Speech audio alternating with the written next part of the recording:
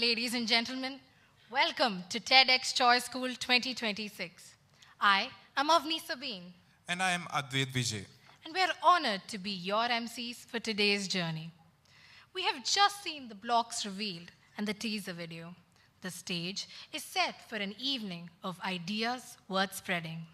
Ideas have the power to change attitudes, lives, and ultimately the world.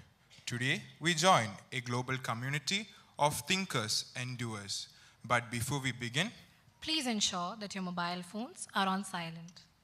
we also want to remind you that while we are a TEDx event, we are self-organized and independent of TED. However, we strictly follow their spirit of ideas worth spreading. Now, to ground us in the values of this institution and seek the blessings for the journey ahead, I invite you all to join us in prayer by invoking the blessings of the Lord Almighty. Kindly rise.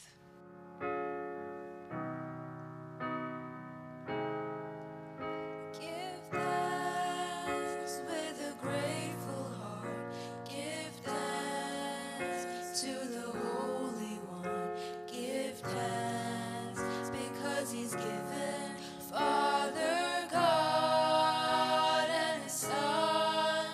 Give thanks with a grateful heart.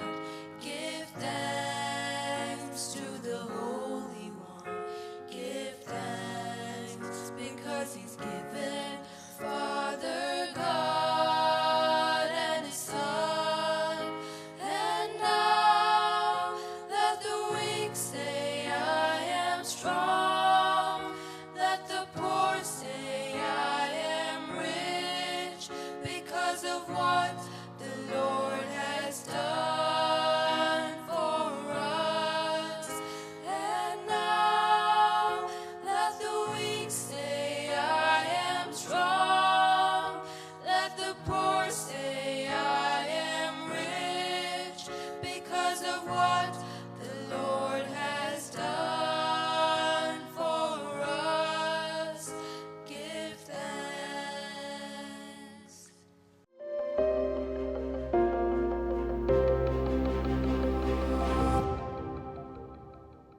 I now invite the curator for TEDx and our cultural secretary, Dylan Kandathil, to the stage for the welcome address.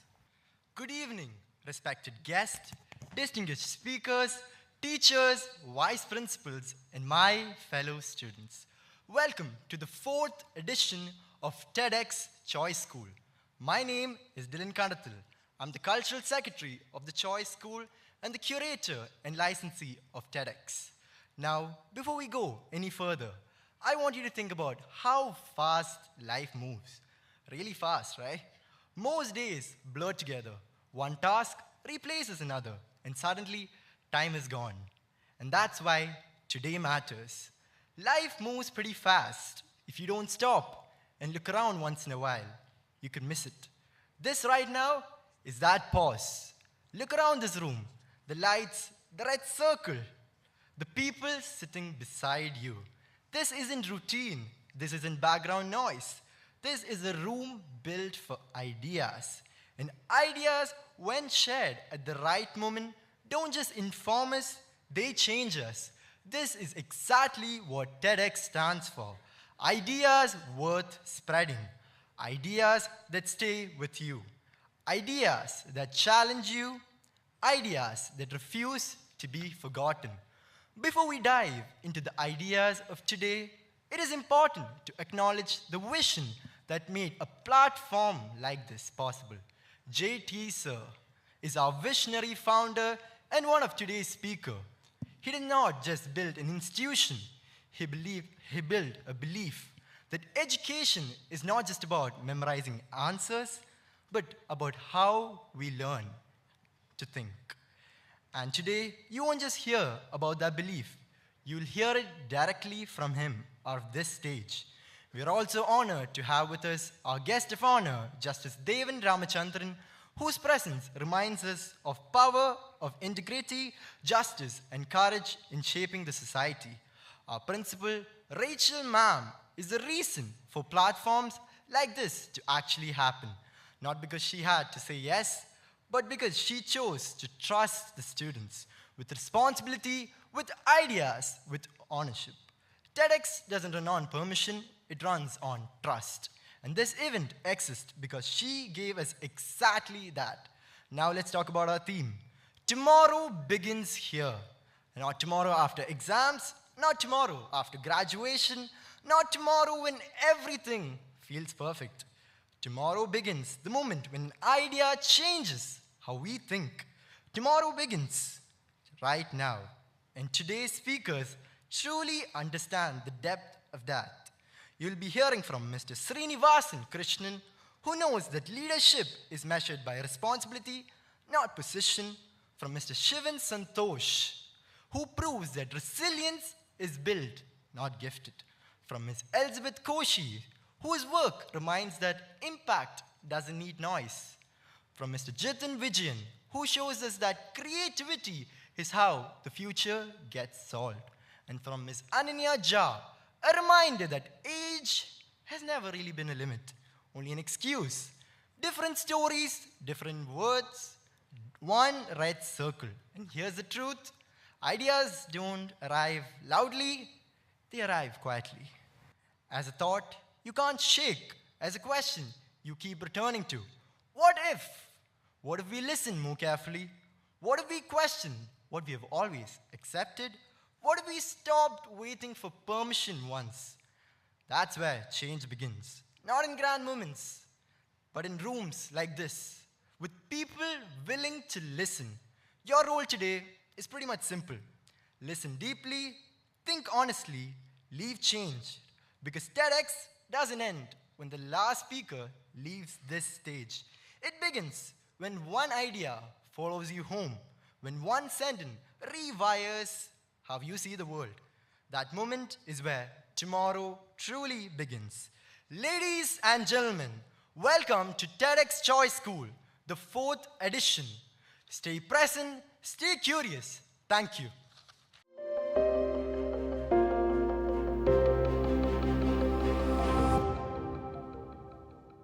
Thank you, Dylan. To share the vision of our school and the pride we take in hosting this platform, I invite our dynamic principal, Ms. Rachel Ignatius, to address the gathering.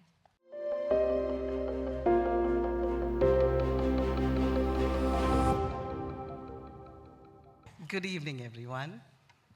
A very warm welcome to Mr. Jose Thomas, our visionary founder, Honorable Justice Devan Ramachandran, who will join us shortly, Deputy Mayor Sri Deepak Joy, Mr. Sreenivasan Krishnan, Ms. Elizabeth Koshi, Mr. Jitan Vijay, Mr. Shivan Santos, our student representative, Ms. Ananya Ja, Thomas Jose, Elsa Jose, Ms. Roja, distinguished guests of honor, invited guests, students, teachers, parents, alumni members, members of staff, members from the other divisions, friends and students. Welcome, just like Dylan said, welcome to the 4th edition of TEDx Choice School, an independently organized event hosted by Choice School. A heartfelt gratitude to Honorable Justice Devan Ramachandran, who agreed to honor us with his presence today. To all the distinguished speakers, thank you for accepting our invitation and choosing to be here with us to inspire us today, to motivate us, and to lead us with your words. This is a completely student-led program, curated and produced by our students. And I'm happy to initiate the TEDx edition after a gap of 6 years. And it is with pride that I also share that all our TEDx speakers today are connected with the Choice community, which is a dream come true. It is my pleasure, an absolute pleasure, to see that the JT Pack auditorium is almost full, and I'm sure it'll be full in a few minutes. With curious minds, open hearts, and people who believe, like we do, that ideas have the power to shape the future. Today, I have the honor of not only welcoming you, but to host an event that celebrates something very close to our mission: thinking deeply, speaking boldly, listening generously, and collaborating confidently. While today's event follows the spirit of TEDx, this is not about the red circle or the spotlight, just as Dylan said. It's something far more important: the exchange of ideas, ideas that challenge us, ideas that inspire us, and sometimes ideas that makes us a little uncomfortable in the best possible way.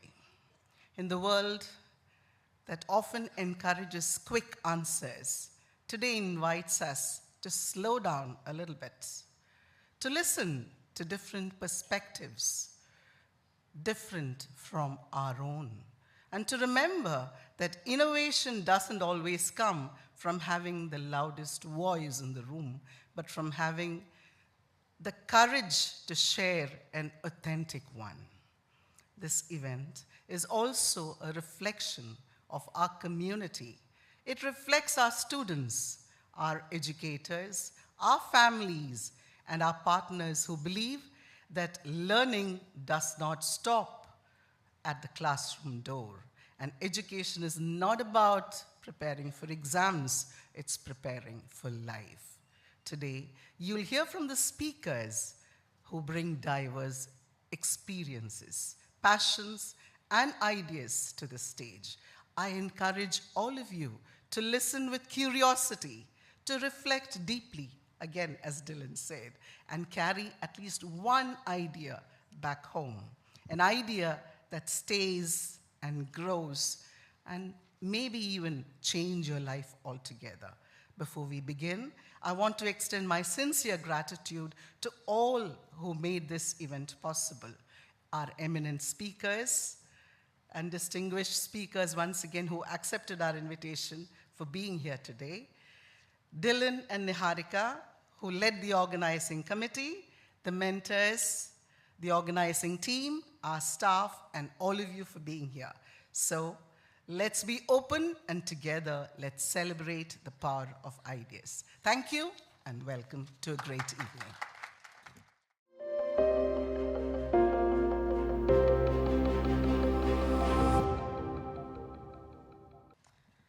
Thank you, ma'am, for those insightful words and for setting the tone for today's event. To truly capture the spirit of this evening, we believe that where words fail, art speaks. To begin our celebrations, we have a performance that embodies the grace, energy, and rhythm of our journey together. While hip-hop is often viewed through a global Western lens, true evolution is not about forgetting our roots. It is about returning to them with a fresh awareness. Please welcome onto the stage our talented dancers as they present our opening dance, a tribute to the light of knowledge and the joy of new beginnings. This performance carries the rhythm of a generation and the spirit of a nation, proving that modern expression can beat with a traditional heart.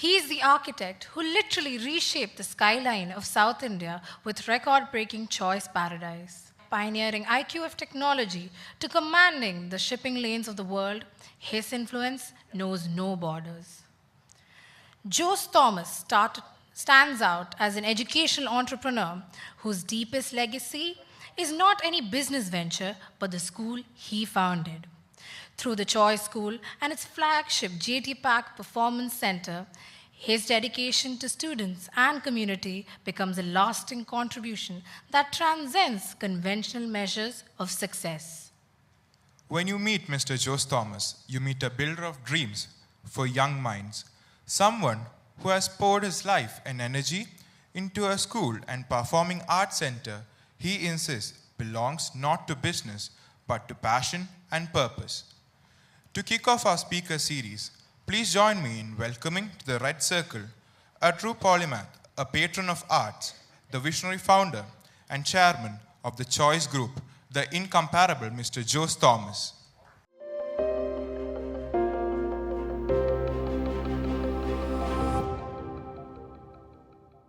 So, good evening, everyone. Glad to be here.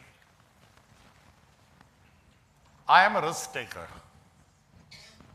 and my life has always been about risk. And sometimes I think, my father passed away when he was 60 years old, and that is not an age today. And I wondered, he started Choice, not me. I'm second generation, now it's almost being managed by the third generation.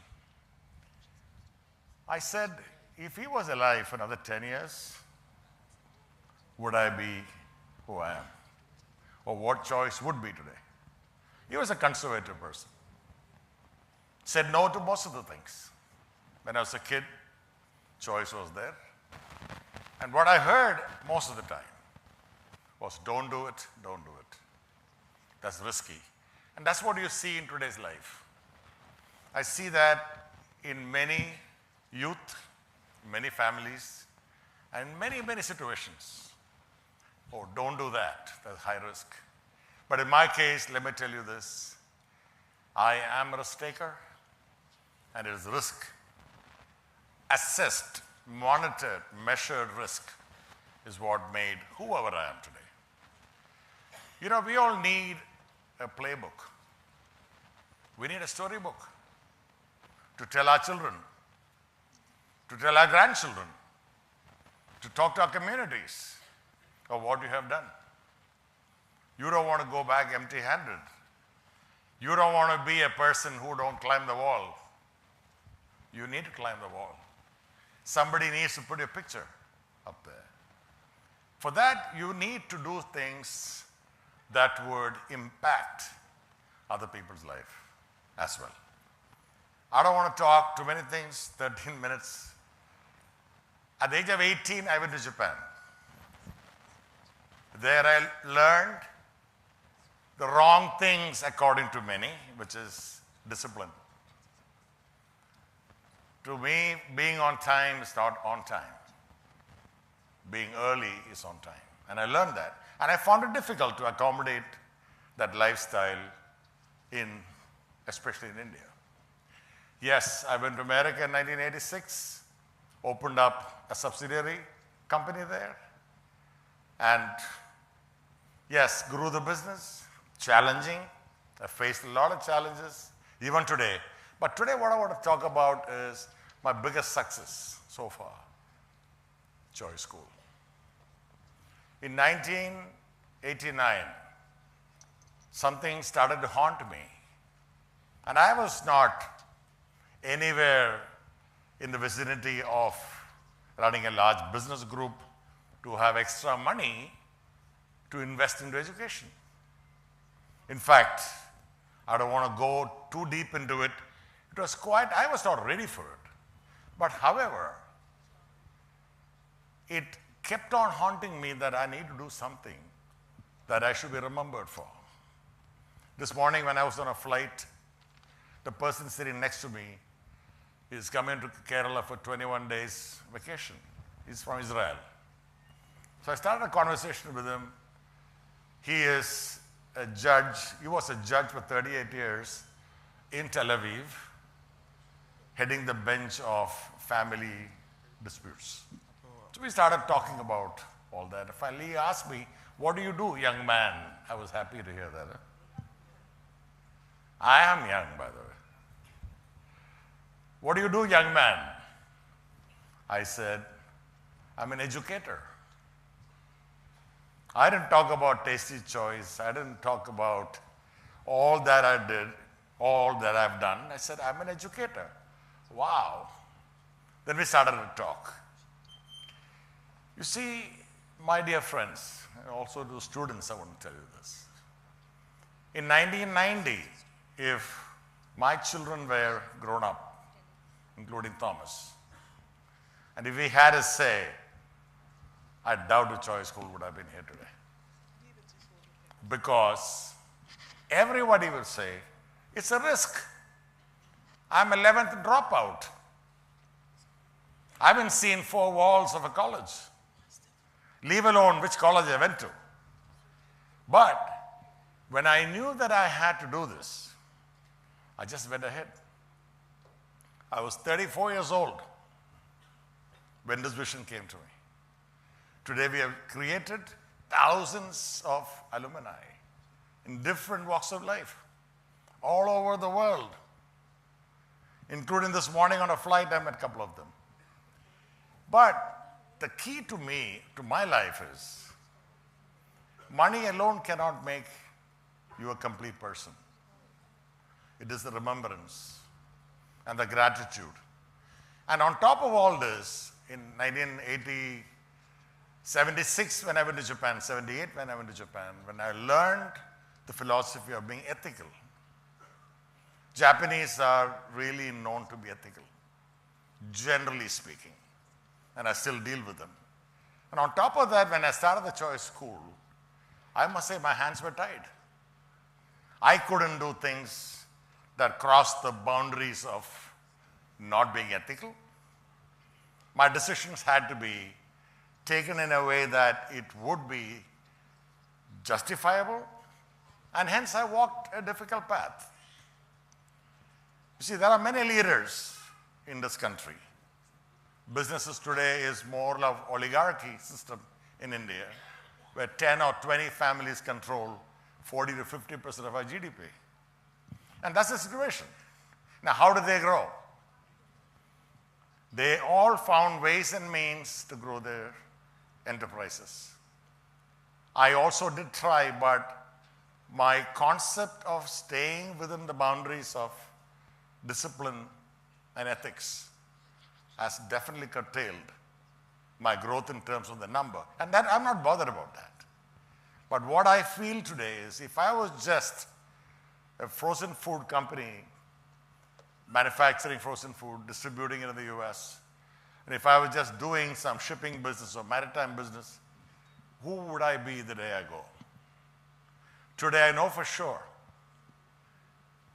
whatever happens, I'll have a decent crowd to send me off because of what I've done.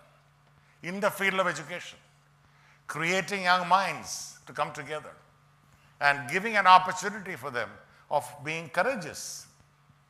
I'm not just a chairman of the choice school.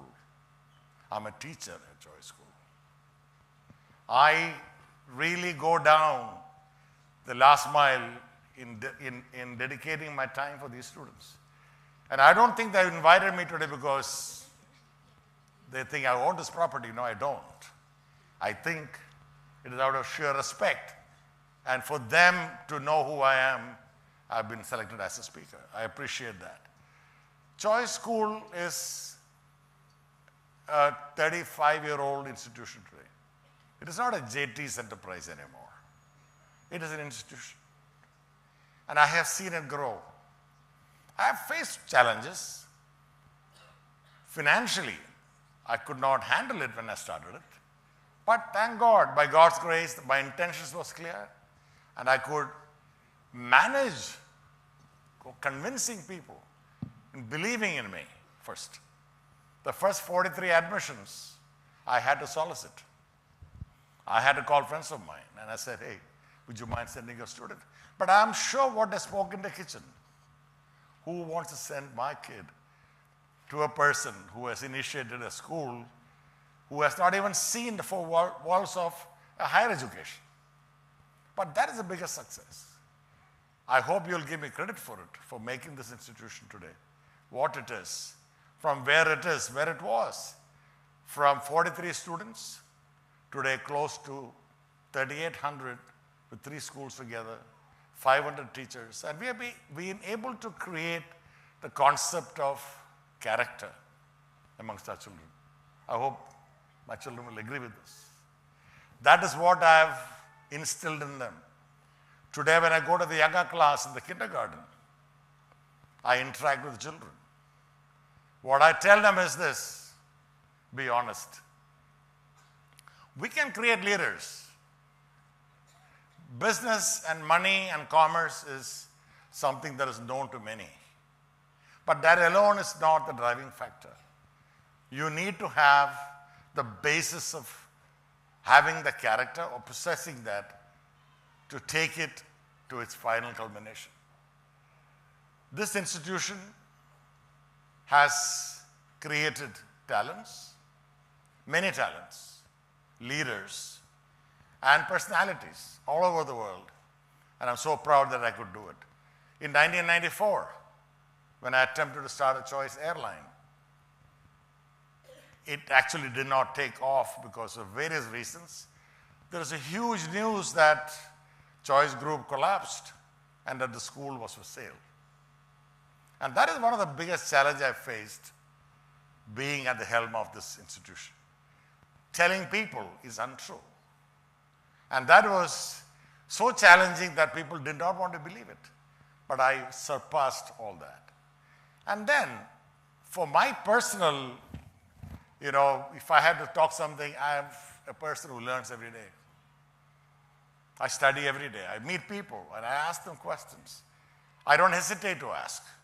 And that has been one success of mine. So to all the students, to all the youngsters here, I will always say, seek support when in need. Don't keep it yourself. You need to go and ask people, hey, listen, I have an issue. Can you help me in any way you can? And that's what I did all my life, wherever I went. I've dealt with a lot of people in the United States, and wherever I saw an opportunity, I jumped at it.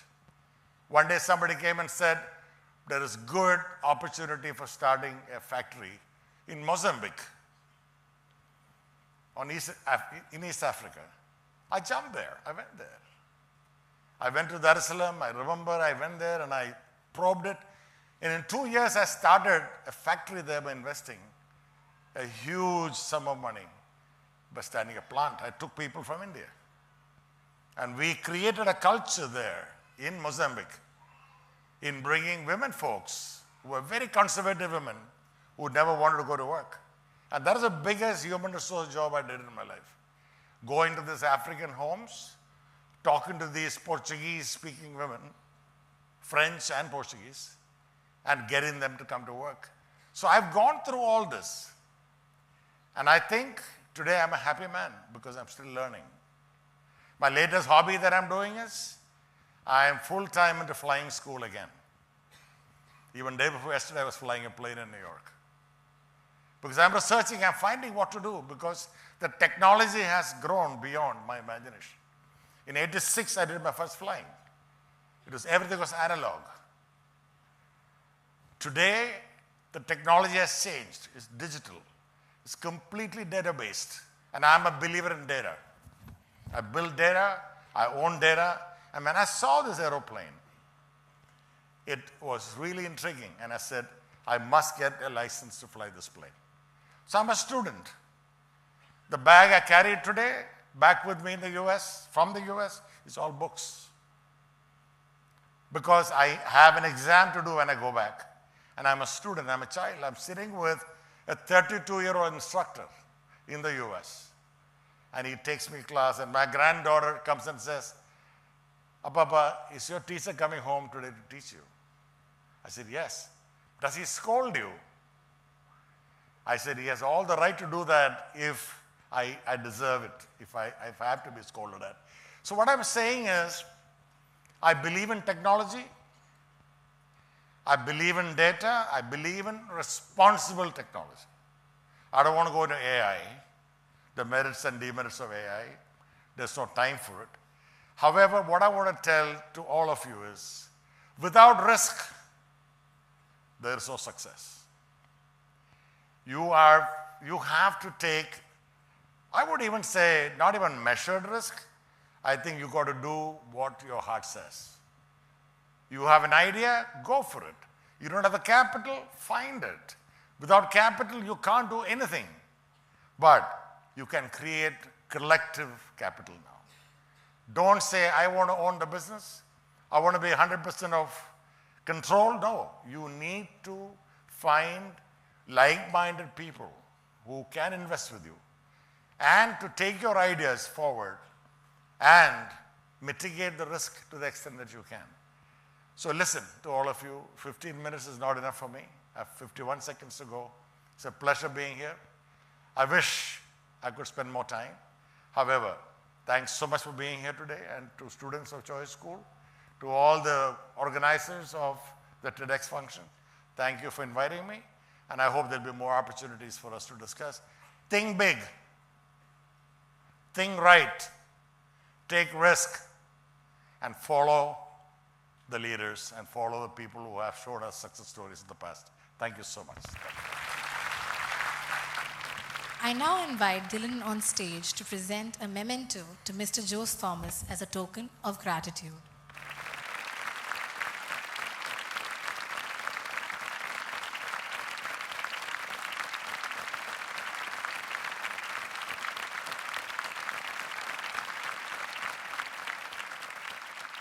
Thank you, Mr. Jose Thomas. It is a powerful reminder that every great institution and every great TED Talk starts with a single, courageous choice. A wonderful way to set the stage for our evening.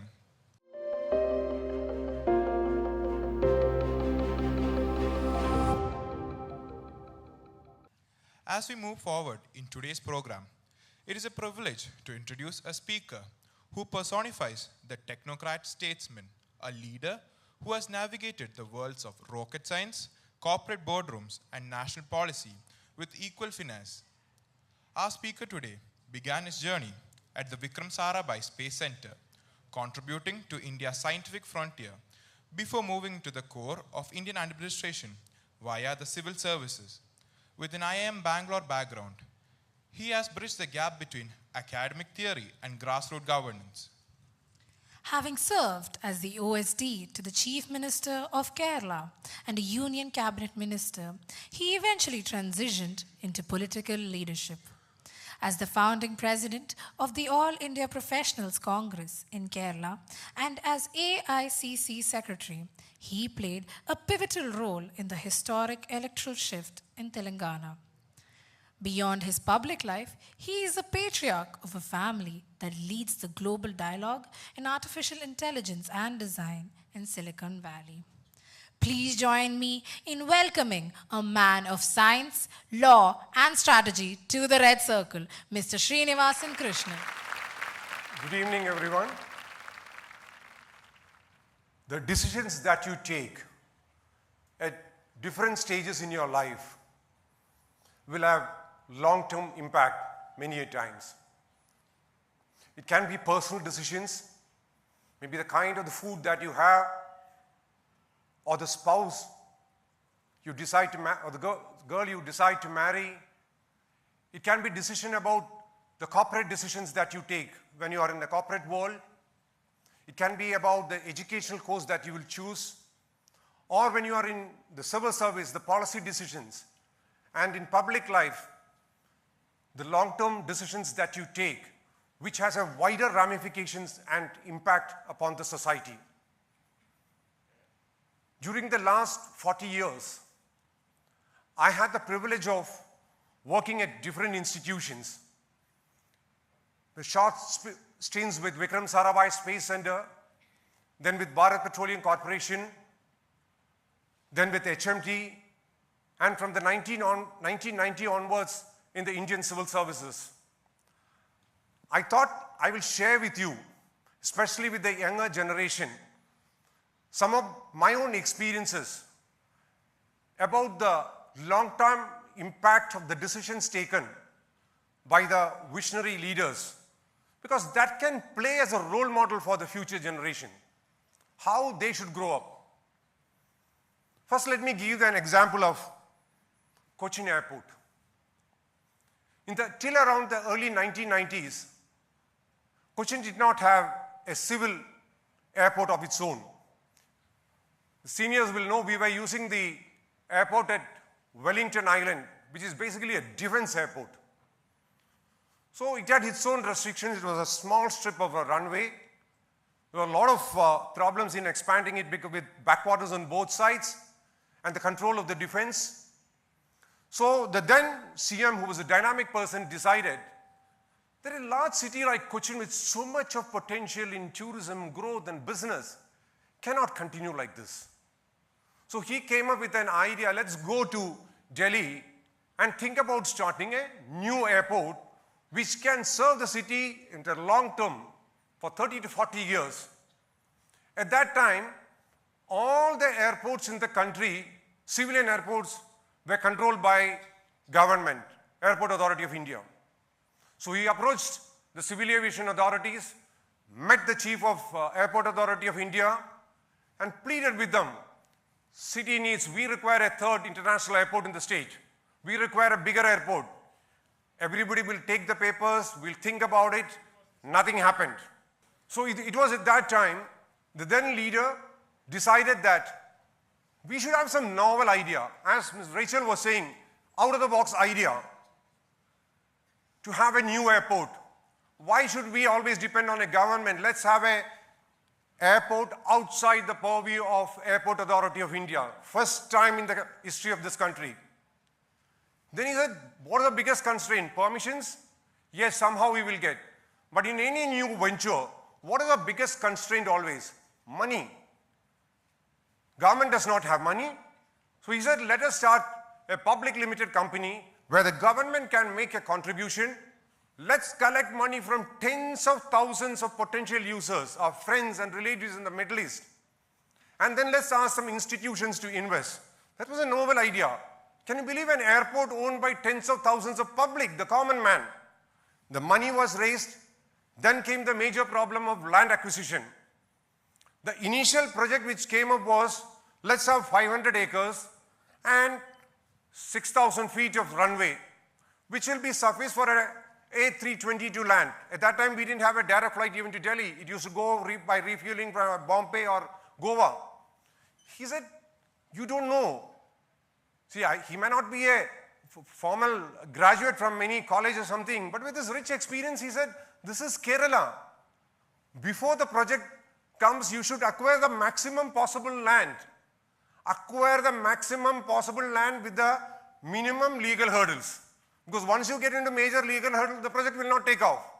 So he gave the confidence to the officials, and at that time they acquired 1,200 acres, although the initial demand was only for 500 to 600 acres. Looking back, what a visionary decision it was. For latest phases of expansion, for the international terminal, for the golf course, for the convention centers, for the airport hangars, they didn't have to, or solar panels, they didn't have to acquire even 1 square centimeter of land. That is a visionary decision. That is, tomorrow begins today. That's a visionary decision. Next came the runway length. 6,000 feet. He said, how can you have 6,000 feet? We are expecting to have an international airport where the flights will land from the Middle East. I want flights, long-haul flights coming from Europe. Tomorrow you should not say, let's start expanding. No.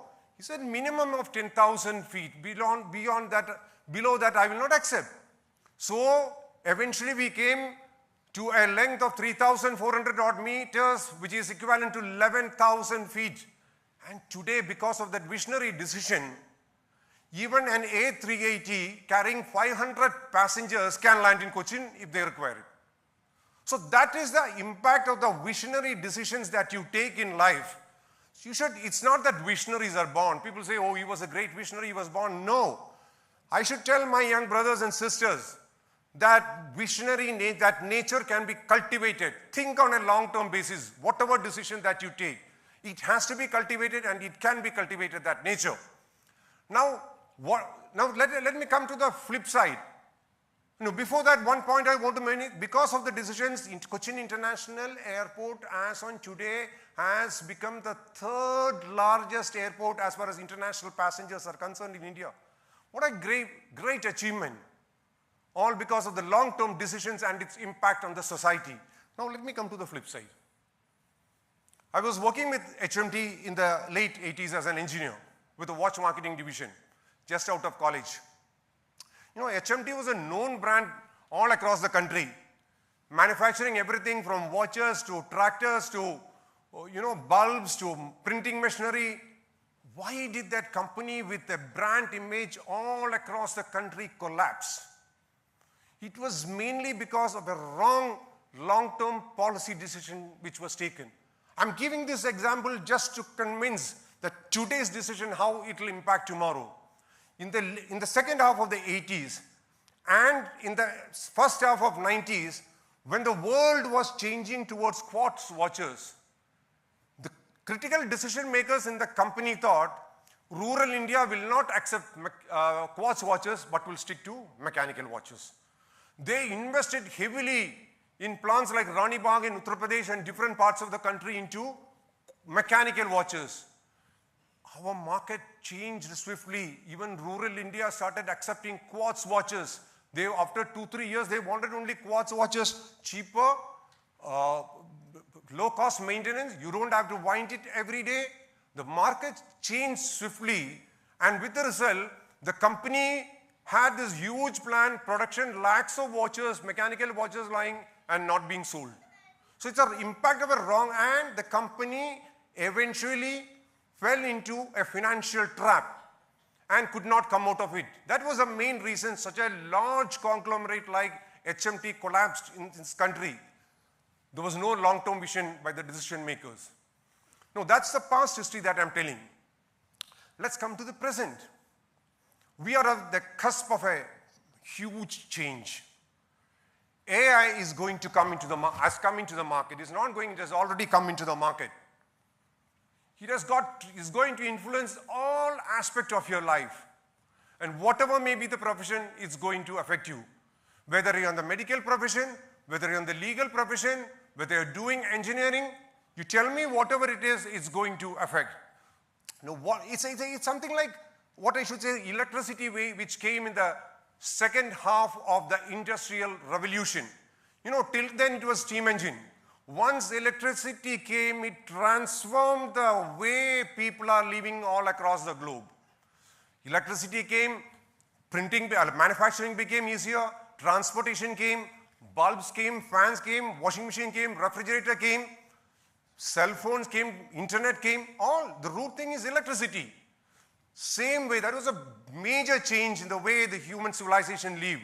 Now almost 100 or 150 years later, we are at the cusp of a major change, AI revolution. Now, what are the things, main characteristics or nature that is required by the new generation? The decisions that you should take at this moment so that their tomorrows will be comfortable. One, the main thing is adaptability. In earlier generations, if you had tremendous memory, you were supposed to be 17th, 18th century, you were supposed to be a great man. You are thorough with Bible or you are thorough with Quran, you're a great man. Society used to respect. Then came my generation and all, where expertise was valued very much. He's a brilliant doctor. He has seen hundreds of cases. Or he's a brilliant lawyer, thorough with criminal and all aspects of law. Or he's an engineer, he can do multiple things. That was valued very much. Now that's going to change. In the AI era, the most important characteristics quality that you require is adaptability. You have to adapt at the earliest to the changes that's happening. Irrespective of your age, irrespective of where you stay, that's going to influence your life in a very, very big way. Jobs are going to change. The way students The way students learn is going to change. You are going to have, already you have the driverless cars. I won't say teacherless schools, but at least the way you teach in schools in the next 4 or 5 years is going to change in a big way. AI is going to play a critical role. You can't replace the teachers because AI has only intelligence. It doesn't have emotions. It doesn't have feelings. It doesn't have empathy and sympathy, which are extremely important for a student and in school. That you cannot replace. But the way you teach the subjects, that's extremely important, and AI will play a very critical role. So how fast you adapt to the changes that's happening in the society, that's going to play a very, very critical role in every aspect of life. If you cannot leverage the advantages of AI, you will not be successful in the mainstream. I'm plus 60, I'm a senior citizen. I am thinking of seriously joining some AI course because if I plan, God willing, to live for another 20 years, I need to know what are the advantages of AI and how these things are to be applied in my life. Now let me tell you about the impact it will have on jobs. I'm telling you from my practicals, I don't want to name any, but I've been talking to somebody who is doing AI in a big way, in cutting edge technology. So he was saying, take about jobs. AI will replace certain jobs, okay, certain other jobs will come. For example, coding you take. We have the system of companies recruiting 30,000, 40,000 people for coding, basic coding in computer science in organization. You see these large buildings in major cities like Bangalore and Hyderabad having 30,000 or 40,000 people working. No. That will become a thing of the past in the not too distant future. The machines will take over. You would no longer require human beings to do these basic things in life. Machines will take over. So the number of recruitments, everything will come down. Second, call centers. I'm just giving an example. Call centers. You have these call centers in Noida and other places. We also do the back-end job for companies in the US, where tens of thousands of youngsters are working. Machines are going to take over that. It's already being taken over in countries like the US and all. It's machines that they answer. It's not the normal bot thing. Real life, you get the experience like real life humans are talking to you or answering to you. Call centers or after sales officers where hundreds of people sit and answer to you is going to be a thing of the past. Already, as I mentioned, it has happened. One more thing about this thing is scalability of AI. This is a very important thing that you should remember. Scalability of AI. The younger generation should know. As I mentioned just now, you are replacing 30 individuals in an AI in an after sales service. 30. Once the machine learns that, it can be scaled to 3,000 without much of an extra marginal cost in a matter of few days. See, earlier, the civilization or the society depend on the number of trained people that you have. You require additional people. If I go back earlier in farming, you have 10,000 acres, but if you have only 100 people, what can you do? Number of trained men were a limitation. No, men are no longer, human beings are no longer required in certain areas of functioning. Machines are going to take over. It's not in the long run. It's in a question of 4 to 5 years, I'm saying. It's already happened in different countries. Scalability is a very important thing. Let me take, as a person who's involved in public life, let me think about something in Panchayat. We should think about that because the benefit, whatever the AI benefit comes, it should reach the last person. It should benefit the poorest of the poor. So start thinking. If you can do something in a village, Panchayat, in AI, overnight or in a matter of month, if it is successful, it can be replicated all across this country. What a brilliant idea. So the quality of life is going to improve in many, many areas of life. Some jobs might vanish, but certain other jobs are going to come into this country. No, new avenues are going to open up. That's where this generation should be prepared right now. Because as I said, it's going to benefit. It's like what I should say, it's like a tide which is coming. When a tide comes, it lifts everything, the small boat and the big ship. It's going to benefit like that when AI technology revolution comes into the country, which is already coming. And this is the youngest society in the world for the next 50 years. Youngest society in the world. The potentials for youngsters are huge. It all depends on how you can how you can use that AI for the smallest person in this country. Like, earlier days, I remember when I used to study in IIM and all, they used to teach us about 1 rupee packet, chota packet, or 5 rupee biscuit, 3 biscuits, tiger biscuits. Nowhere else in the world you see, because that's only the buying potential. We should repack the AI technology in such a way, that's where your potential or your ingenuity is required, where it will benefit the smallest kirana store. It can be done to reduce his stock, to increase his sales. It should benefit in a creative way the smallest farmer. The agriculture waste in this country is phenomenal. Vegetables and fruits from farm to the table, the wastage is about 20-25%. Can you believe that? So if you can use AI in such sectors, how can you reduce the losses which will benefit the common man? That is the way you should be thinking. Now, innumerable job opportunities will come. One particular area is, as I said, how can you use the existing AI technology to the benefit of different sectors? In medicine is going to be in a big way. Scan reports, machines are going to read, doctors will be there, but machines are going to read it. Why?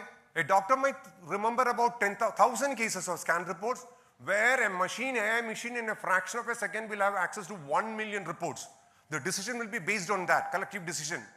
And the importance of this is, unlike machines or human beings, the more you use AI machine, the better the AI machine becomes.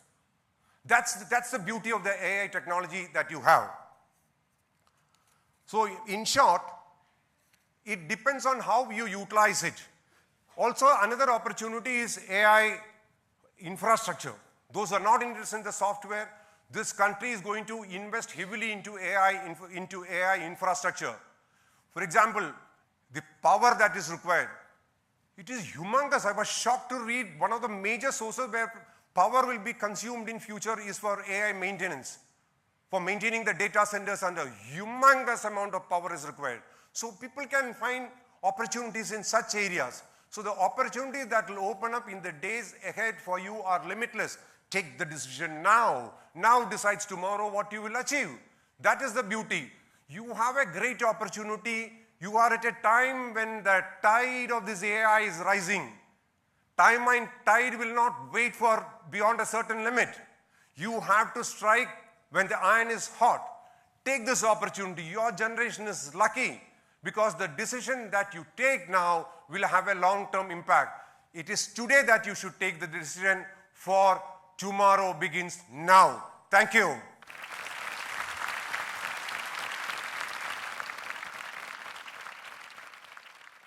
I now invite Niharika on stage to present a memento to Mr. Sreenivasan Krishnan as a gesture of our appreciation.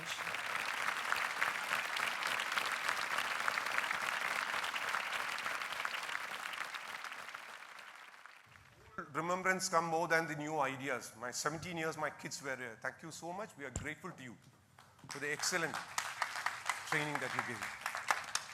Thank you, sir, for your insightful words. I'm sure your words of wisdom have left a profound impact on the audience.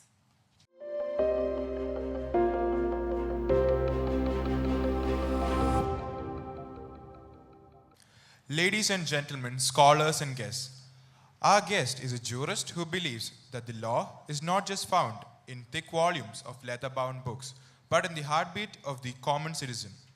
We are incredibly honored to have with us the Honorable Justice Devan Ramachandran, who is a sitting judge of the High Court of Kerala, known for his progressive interpretation of the law and his relentless pursuit of administrative efficiency in the public interest. Since his elevation to the bench in October 2016, he has become one of the most recognized and respected judicial voices in India, frequently making headlines for his proactive stance on civil issues.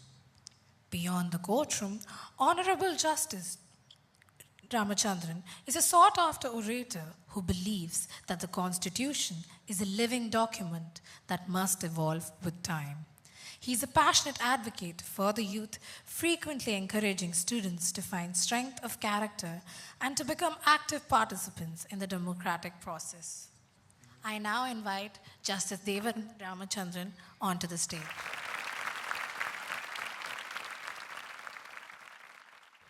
Good evening.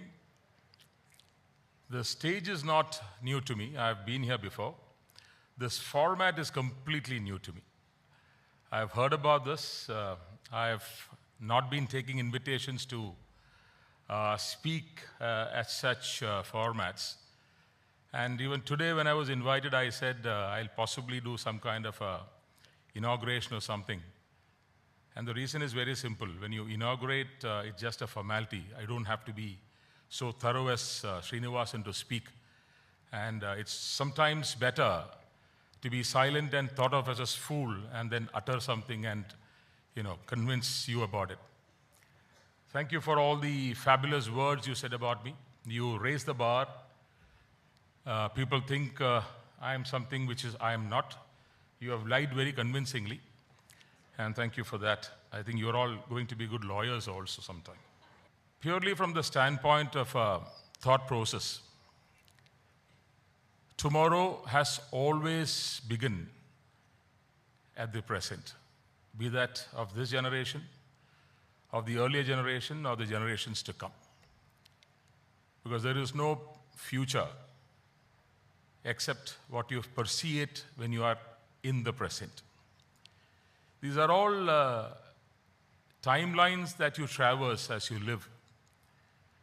And obviously what it really means is that you are obligated to a particular kind of an expertise or to a kind of a readiness that will keep you going instead. Now I am simply recounting an anonymous Chinese proverb. This is not mine, it is anonymous, and I think it is available in all your devices if you want to choose, if you choose to search it. It tells you the power of the thought. It keeps you abreast of what is really the most important in our lives, and that is your cerebral cortex, that is your gray matter as they call it. It says simply, it says, be careful of your thoughts, because thoughts become your words. Be careful of your words, because words becomes your actions. Be careful of your actions, because actions become your habits. Be careful of your habits, because habits determine your character. And the last one, most important, be careful of your character, because character determines your destiny. So everything starts with that thought, the way you are. The old, very ancient but very formative, very poignant Roman thinker, Descartes, said, I am because I think. I forget the actual words he used. Cogito ergo sum, that's what he said. Cogito ergo sum. I am because I think.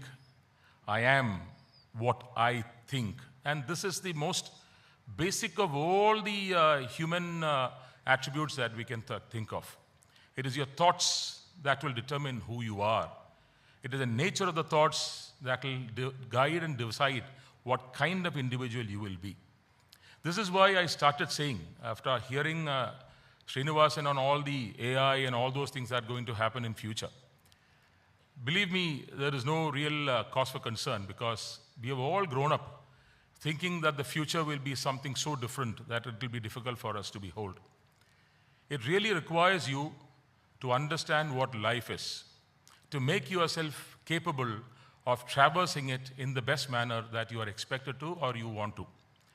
Now, it is always said that perhaps we cannot make a future ready for the youth, but we can make the youth ready for the future, because future is not in our grasp. We do not know what future is. Several years ago, we used to think that generations used to shift in 25 years.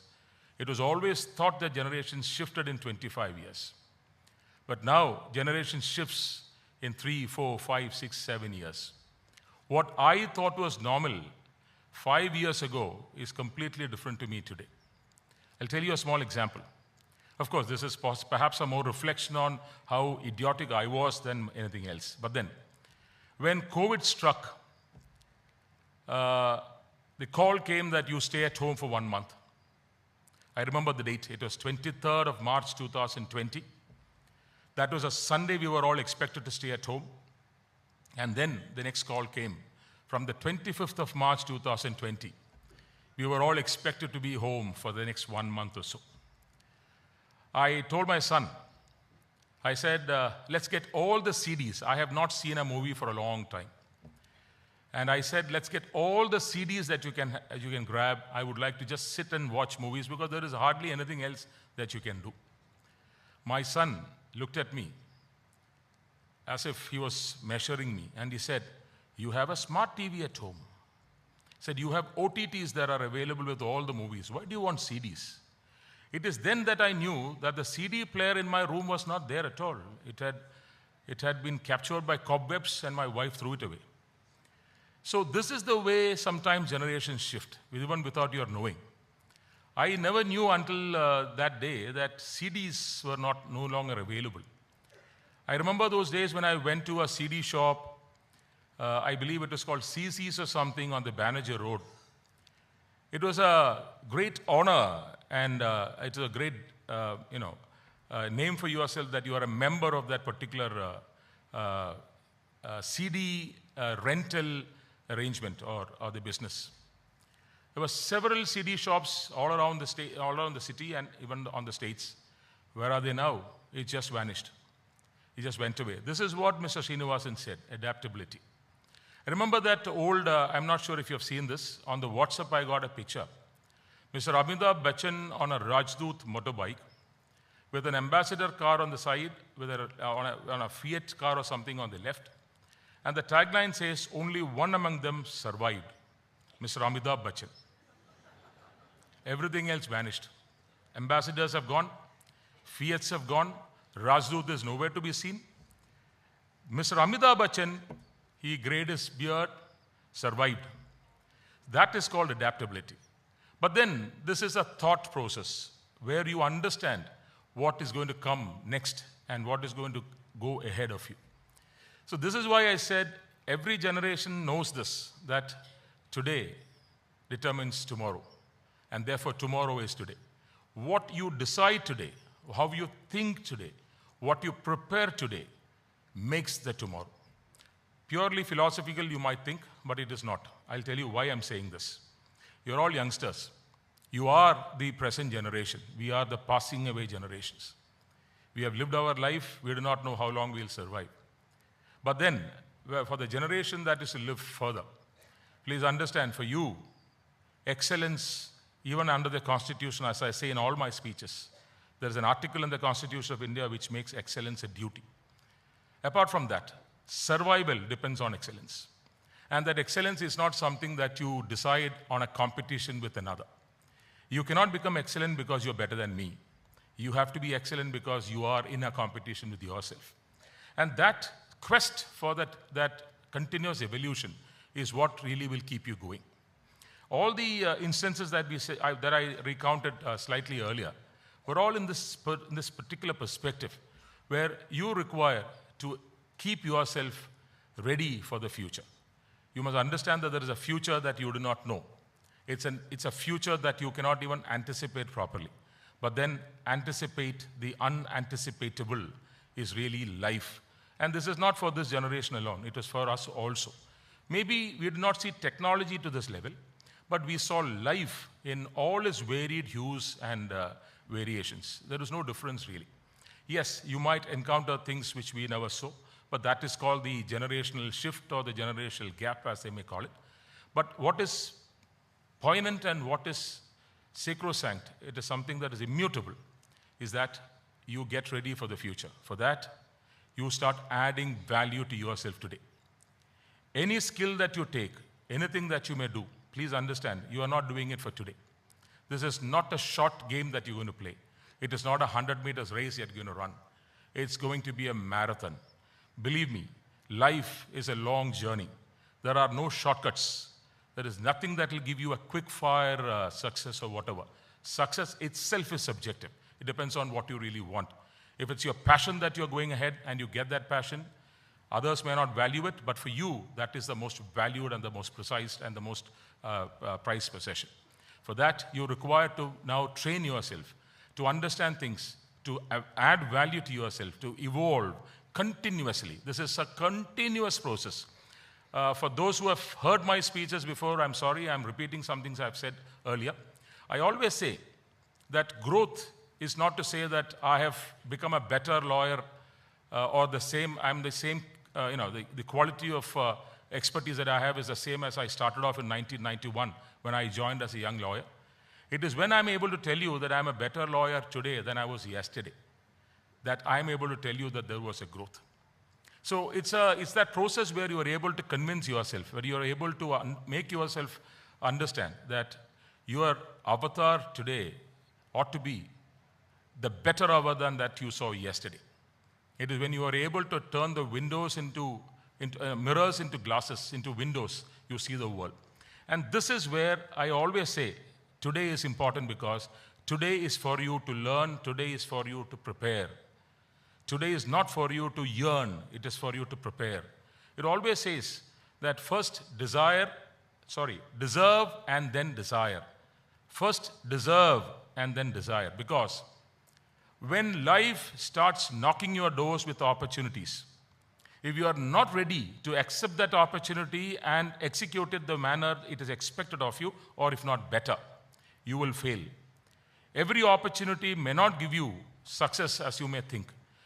Opportunity gives you success when you're ready to take it and execute it to perfection, for which you require continuous evolution, continuous training, and continuous betterment. I remember an old aphorism. I don't know who said this, and I'm not even sure if it is an aphorism. I've heard this when I was a young student. It says, vision without action is a daydream, and an action without vision is a nightmare. I don't know who said this, but whoever said this is brilliant. I have no doubt about it, because this, my young children, is really what life is about. It is that capacity and the quest to dream, to yearn for something that you want to be, to go for that passion, to forge that passion as your life. That is really truly life. I've said this before and I would like to tell you again. I always wanted to be a lawyer. My father was a lawyer. My gurus were also the most eminent of judges, just as we are, Krishnan. I always wanted to be a lawyer. It was my passion to be a lawyer. I became a lawyer in the year 1991. For the last 35 years or 36 years, I have never worked. I have lived my passion. I can't tell you that I've ever worked. There was nothing labor about it, no work at all. I have lived my passion. I have lived my hobby. I have lived what I am most happy about. And I hope that is the opportunity that each of you get. We don't work to get employment.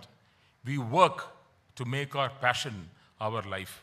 And if you are able to do that, and if God helps you, if luck, serendipity stands with you, and you get the option of being what you love to be, that, my young friends, boys and girls, is what life will be. Education is nothing but making yourself intellectually fearless, to be ready to face the world on your own stead. All the other things are meant to help you.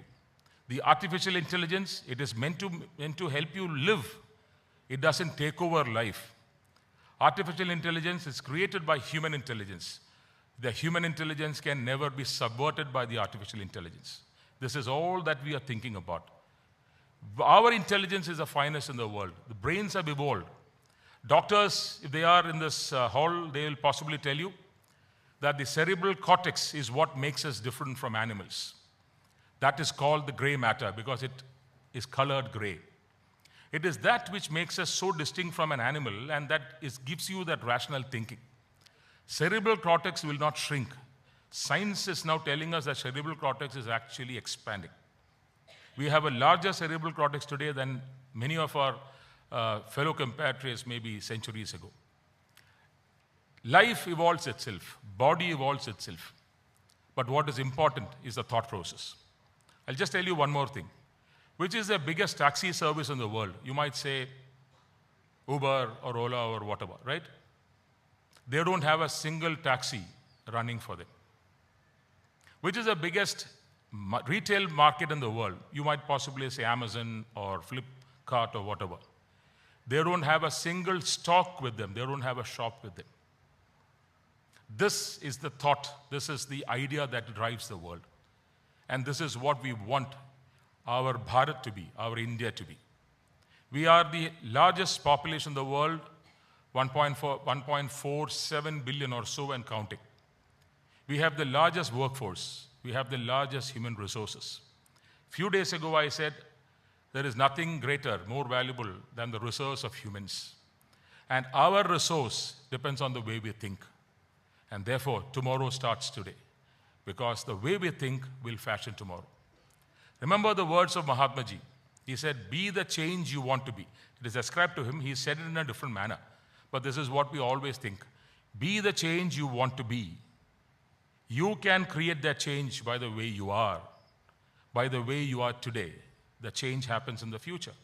That's because future is a continuum of the present. If you change your thought, you will change the future. And this is not for the nation or this community alone. It is for us individually. If you ask yourself, what can an individual do? I am telling you, an individual is the most powerful. Revolutions have been forged by individuals. I'm not taking names. There's a young girl who fought for the climate change. Small voices can be large chorus as we go along. And that is the power of thought.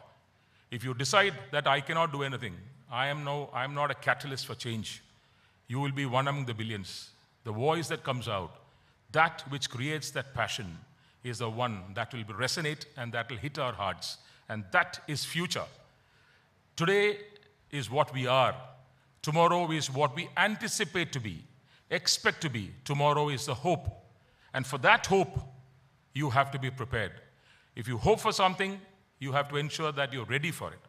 If you desire something, make sure that you deserve it today. This process is called life. And this is school, the college or the school that you are. It is nothing but a formal component of that education. Education, my dear young friends, is nothing but life itself. From the day you are born until the last moment you quit this world, you are educating yourself. You are bettering yourself. Don't be worried about the future. The future is there for you because you create the future. The future is in your hand. You decide the future. There is no future which you can't decide and which you can't control. It is just that you have to understand that.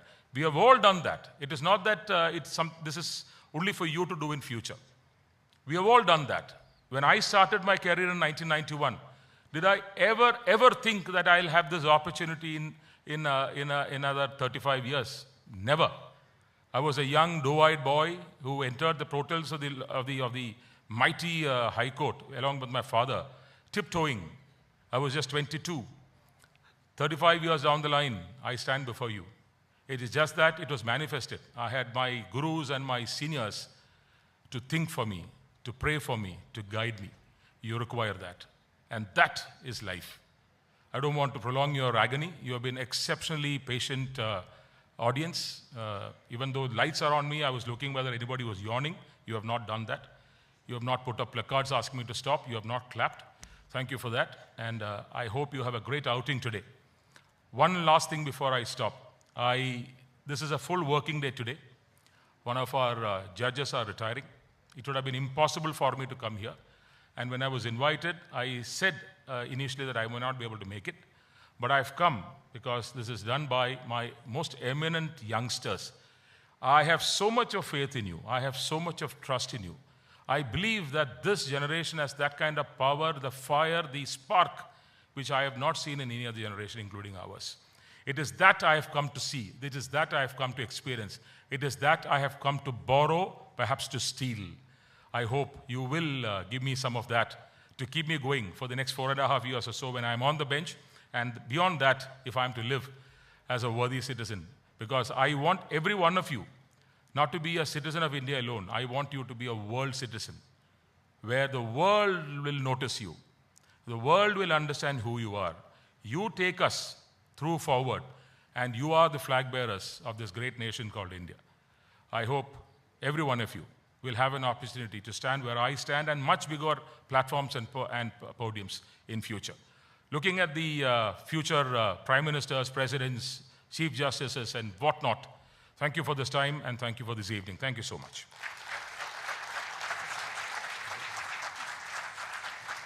I invite Rachel Ma'am to please present a memento to Honorable Justice Devan Ramachandran as a token of our appreciation.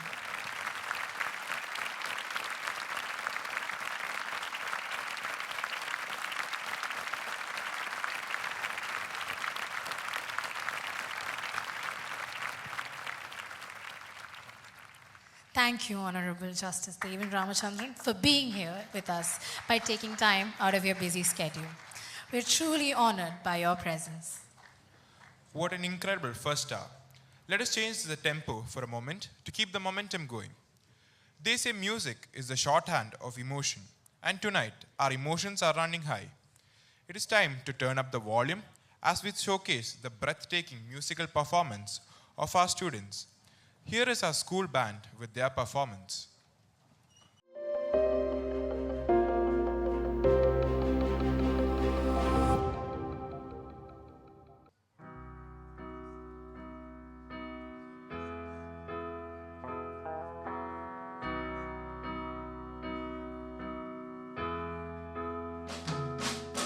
Slip inside the eye of your mind. Don't you know you might find a better place to play? You said that you never been, but all the things that you've seen will slowly fade away. So I start a revolution from my bed. 'Cause you said the brains I had went to my head. Step outside, summertime's in bloom. Stand up beside the fireplace. Take that look from off your face. You ain't ever gonna burn my heart out.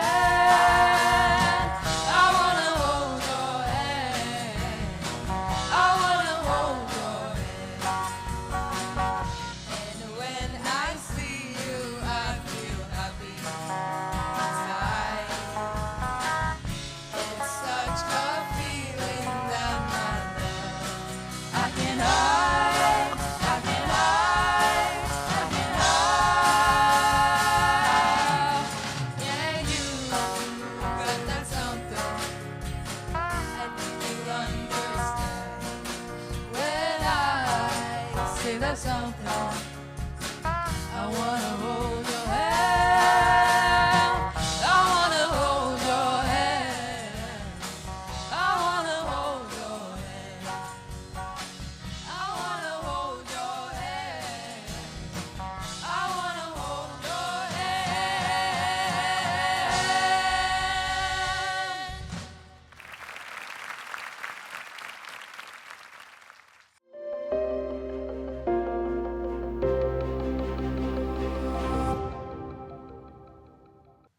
Welcome back from our musical interlude. Our next speaker understands that in life, as in sports, focus is the difference between hitting the mark and missing the opportunity. She is a name synonymous with precision, representing India on the international stage in the demanding world of professional shooting. But today, she isn't here to aim at a physical target, but to help us sharpen our own vision and mental fortitude. Our speaker is none other than Miss Elizabeth Susan Koshi, a premier Indian rifle shooter and Kerala Police Circle Inspector, specializing in the 50-meter 3 positions and 10-meter air rifle events. She is the first Kerala shooter to win National Games gold and silver medals at the Asian Shooting Championships. She has represented India at the Commonwealth Games and multiple ISSF World Cups. Her achievements include winning the 2019 Masters Gold by defeating veteran Olympians. A trained classical dancer since age 3, she credits the art form for the focus and stability required in elite shooting.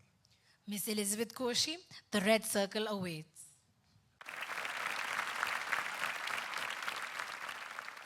Good evening to everyone. My God, feels and gives me immense pride to be here today. A respected guest of honor, I think he left, Justice. Dear Jose Thomas, sir, Chairman of the Choice Group, children's favorite JT, sir. My co-speakers, the lovely audience who've come here to listen to all the speakers today. And of course, Choice School for giving me a space today, for choosing me as one of the speakers today. Thank you so much. Once again, thank you for choosing me. I've been given 15 minutes, and I would like to share my life journey of probably 20 years, from 2006 to 2026. So born to my parents, Mr. Koshi Abraham, a planter by profession, and Sosha Koshi, an interior designer by profession. I was their third child, the only daughter, the only sister to two naughty brothers. I've not seen them walk. Actually, they fly all the time. They're on the air all the time. So also because of that, there wasn't any discrimination between the girl and the two boys factor. I was given the opportunity, the freedom to get exposed and to try out every field. When my brothers were climbing trees, I was also given the option to do the same. When they were driving bullets, I started driving at the age of 10. So in every way, I was given the option and the opportunity to try new things. Being a child, probably of the age 6 or 7, I still remember my father waking me up at around 5 o'clock and asking me to drink a glass of water, and he will ask me to go with him for a morning walk. I would say, Appa, I'm only 7 years old. Why can't you ask my brothers to come along with you? No. You have to be disciplined in life. Come for a morning walk. It'll be of good to you in future. I didn't understand. I was just 7 years old. I said, okay, fine. I never said no to anything till now, probably, to my parents. I went with him. Both my parents used to ask me to compete in arts, sports. Academics was always, my preference. But they would ask me to participate in every option out there. Whether I win or lose, it was not a problem at all. I used to do well in sports. Like the MC said, I was a good dancer. Still I am, hopefully. And academics also, I used to be a good student. But 2006 was a turning point in my life. There was a shooting range in Todupuzha where I used to live then, in the estate with my father and my family, of course. My appa took me there, and there was a pre-national event happening there. And he said, let's go and watch the event where a lot of international shooters are coming to compete. I said, yeah, okay. I went there. I was so fascinated by the sport. And on the way back, he asked me whether you would like to try the sport. I said maybe yes. The next weekend onwards, I went to the range for training. My coach said, she's showing quite interest in the sport, and there is good progress. Why don't we think it is as a profession or take it quite seriously? My father said, why not? 2007-08, I started competing in district, state, and national events. 2010 was my first nationals. And by God's grace, 2011, I got into the junior international team, junior Indian team. I competed in Germany. I represented my country. And I was ranked 8th in the world ranking in the junior category. Thank you. Followed by which I still continued the competitions and events and everything. 2015 was another big milestone in my life. The 35th National Games, which was held at Trivandrum. I won 2 individual gold in the 3-position and the prone event, which was again a history in the Kerala state. That was the first ever gold medal the Kerala state received in the event of shooting. And little did I know that in 2016, late Mr. Ummanchandi sir, the CM then, would honor me with a job, and that too a direct guested rank. I was asked to join forest, revenue, anything I wanted, but I opted for police. I don't know why, but that's what probably, that was what was chosen for me, so I opted for police. Even after joining the department, I continued my competitions and events and everything, and I also represented the Kerala Police, the Indian Police in the World Police Game 2017 and 19, and won gold for the country too. 2018, at the age of 23, I got married. Again, another milestone. A big change in life, I should say, because it's a huge responsibility. There's a huge difference in life happening. 2021, during COVID, I have my first baby, Amra. She's now 5 years old. She's a student of choice. And on the day of Amra's birth, I get the news that I've been promoted to assistant commandant, which is a blessing for me. And later, on 2023, December was the last competition I attended. It was a nationals in Delhi. And then I felt like it's high time I get into my professional life and start learning about what kind of a job or what kind of things I have to do in police. 2024, I started doing proper police job. I'm now part of the KP 1st Battalion, which is right now in Tripunithra. And in 2025, again, I have my second baby, which is a boy, and we've named him Abraya. Again, on the 28th day of my baby's Nulikatta ceremony, we say, the 28th day, I get the news, or I see the government order, which mentions I have been promoted to AC grade, which is like a transition to my next rank, deputy commandant. So I would say both my kids are a blessing to me, and both of them have brought me good news. 2026 today, I stand on this red circle, which is again a milestone for me. To be part of TEDx, to be one of the speakers, I feel so proud and privileged. There are a few things which the sport has taught me. And I feel you don't have to be a sports person, you don't have to be in a particular profession. Anybody can actually follow these things and be successful in life. At least one of them, I should say. First one is time. Like JT sir said, he's much early every time. Sports, shooting is such a sport that you have to release every shot on time. Time is very important. And I truly believe only if you value others' time, they will value your time. Number 2 is to face ups and downs in life. Shooting is such a sport. It's such an unpredictable game that unless the last shot is fired, you can't really say who the winner is. Just like that, the sport has made me so used to facing any kind of situation in my life, any ups and downs in my life, that, even the delivery, I would say, I was driving few hours before my delivery. I went to the hospital, 20 minutes delivery done, I came out. Even my doctor was really shocked. So I would say I could face anything in my life that's come my way. Number 3, to be patient. Shooting, the sport has made me very patient in life. Number 4, to never think about the result and just to follow the technique. Whatever we do in life, just follow and do what we're supposed to do. Never think about the result. It will just follow. Number 5, to visualize. Every day before I sleep, if I have a competition the next day, I visualize the event. Okay, I visualize, I'm going to the range, I'm taking my weapon, I'm lying in my lane, I'm shooting, I'm getting a 10.9, I'm holding the gold in my hand. In every situation in your life, visualize. It's such an impactful thing in life. Today also, before I came here, the day before, the night before I slept, I visualized, okay, I'm coming here, I'm speaking to everybody, they're all applauding for me. It's such an impactful thing.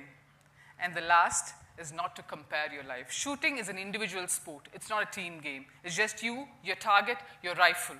You come, you take position, breathe, shoot. The result is there. Just like that, never compare your life with anybody else's life. We always feel the other side is much more greener, the other side is much more brighter. No. We should always think we have 10 toes, 10 fingers, we're able to walk, we're able to breathe, we're able to stand. There are people who can't do that. So you're blessed in many ways when you compare your life with others. So these are the 6 things which the sport has taught me. And what life has taught me, especially after my marriage, is the happiness. Your happiness, it should be in your hand. It should not be in anybody else's hand. Adinde taakol, our happiness in the key, it should be with you. You decide whether to lock it or unlock it. Nobody else has the right to lock it or unlock it. And also, always stay grounded. Be humble, be down to earth. Like my father says, not on my merits, but on his grace. I always follow that in my life.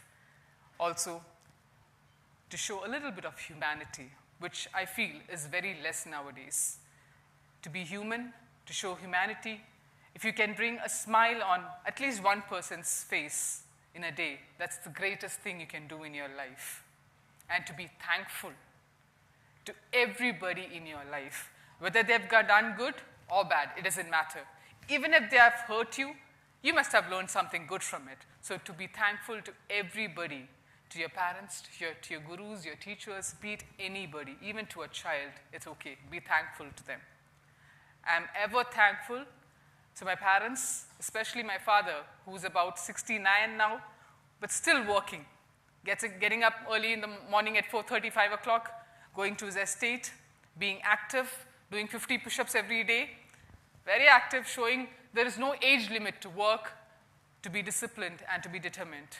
My mother is here, my amma, who's proved that a mother need not be just to her children, but to her grandchildren too. My biggest support. She's here today. My 2 elder brothers.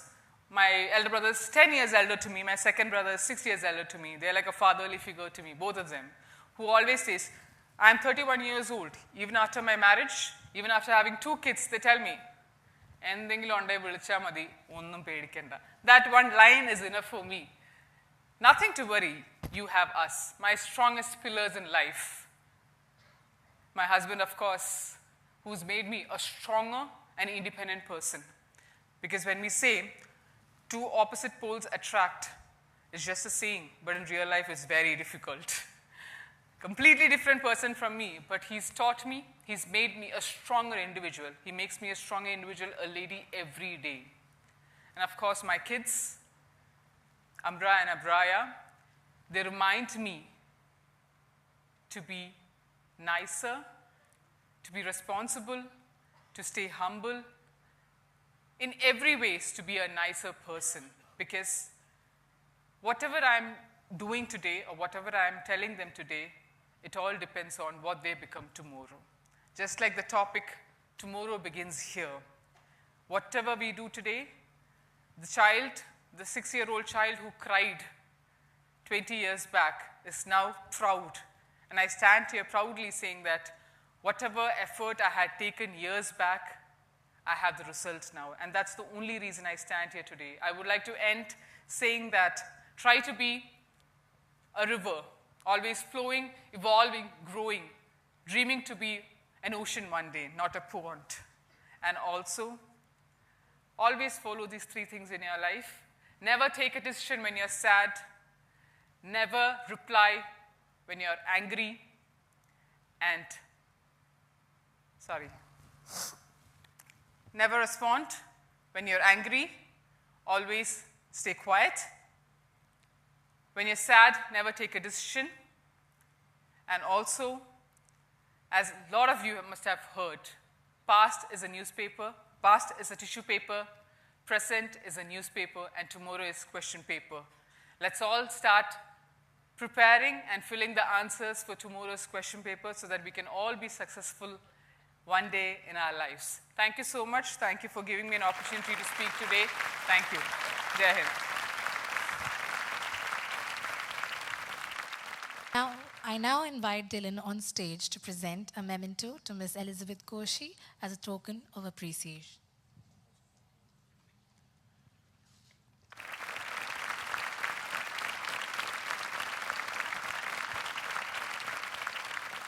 Thank you, Miss Elizabeth Koshi. I think we all feel a little more on target after listening to you. It is amazing to see how the discipline of the range translates into the lessons of everyday life.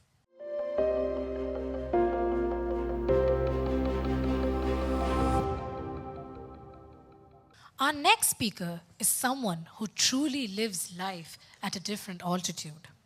Mr. Jitan is a successful tech entrepreneur with a focus on innovative solutions and digital transformation. His leadership is defined by a blend of technical expertise and the sky is no limit mindset. Jitan Vijay, founder and CEO of N Dimension Solutions, is a seasoned entrepreneur known for building robust digital solutions for clients across healthcare, manufacturing, e-retail, and education sectors. He is a skydiver who received the Tenzing Norgay National Adventure Award, India's highest adventure honor from President Draupadi Murmu. He holds a Guinness World Record for the highest altitude skydiving with a flag and the longest outdoor freefall achieved during a jump from 42,431 feet in 2023. As the first Asian to jump from such an altitude, he is recognized for his record-breaking bravery and significant contribution to air sports. He is here today to talk about what happens when you conquer fear and take that ultimate leap of faith. As ideas take center stage, let us warmly welcome Mr. Jitan Vijay, a man who redefined the limits of the sky, to the TEDx circle. Namaskaram. Let me start by showing you something. We have all seen the Earth from 30 or 36,000 feet when we travel by plane. This is actually a picture from 43,000 feet. Now look closely. Can you spot a runway?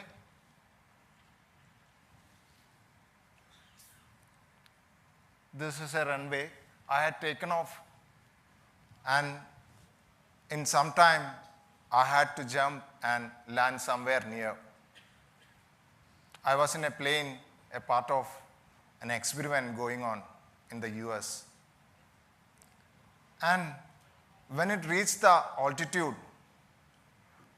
pilot gave the signal, it's 2 minutes to jump. And at that exact moment, my goggles broke.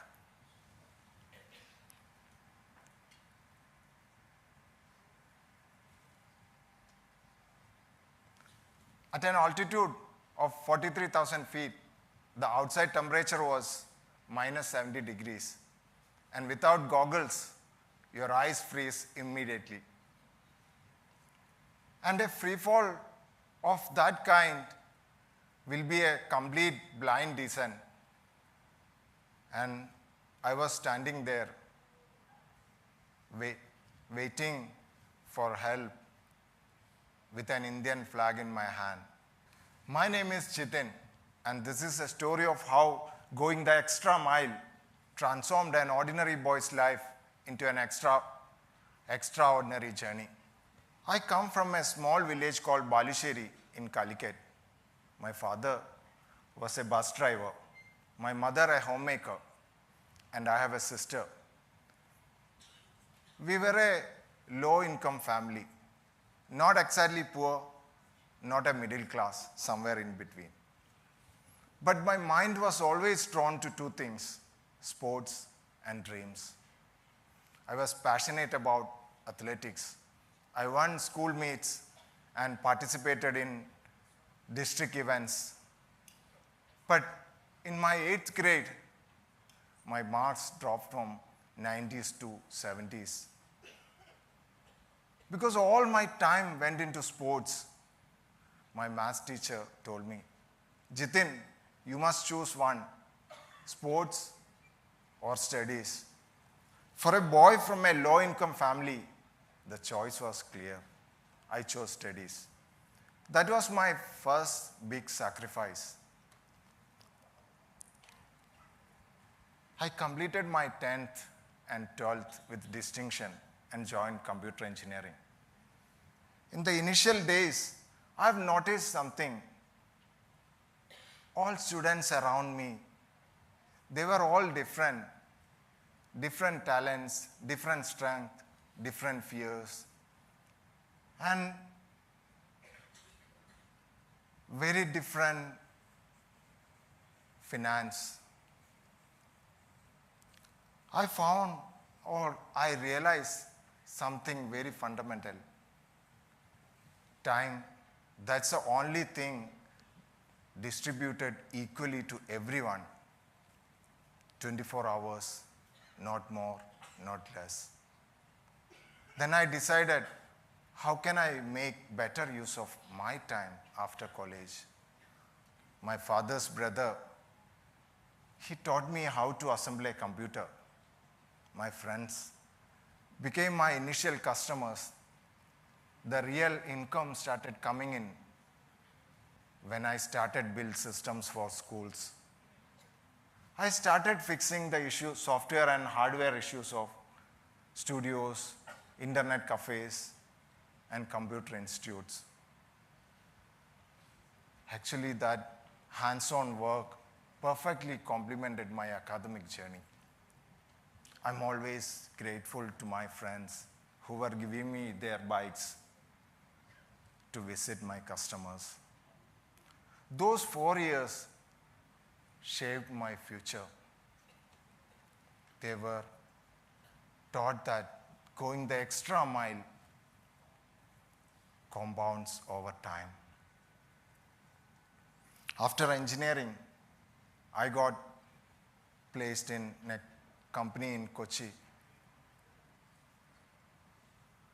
It was as a software engineer. But it wasn't enough for me because going beyond minimum had already become a habit. So I went to a friend's institute, guiding engineering students for their projects for 3 to 4 hours every day. It was not just an additional income. It was actually a continuous development for me. When you teach others, you learn even more yourself. This was actually helping me for the big next step. We have started a company with a group of friends in 2007, an IT company. By the way, I got married in 2006. Our son was born in 2008. I'm sure he must be sitting somewhere here. When the company was formed, we were all working 12 to 14 hours a day, including the weekends. The company grew steadily. Life became stable. But one thing inside me was always missing. A part of me that had left the sports behind in the 8th grade. So I went back, not to win medals, but to rediscover myself. With my son, I trained in karate. With my son, I trained in karate, skating, and horse riding. With friends, I learned tennis. Alone, I went for shooting and paragliding. Whenever I enter something, I always make sure that I will try my best to see how far I can progress. In 2019, I did a tandem skydive. It was in New Zealand. 2 years later, during a business trip to Germany, I traveled to Spain to get trained for my skydiving license. It was not easy. I failed at multiple levels. But I was not ready to quit, dive after dive.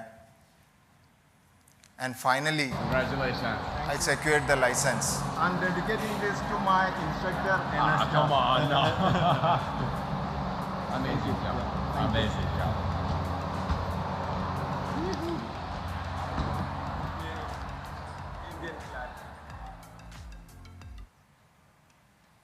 Then I thought I could do something more in this sports than months of practice.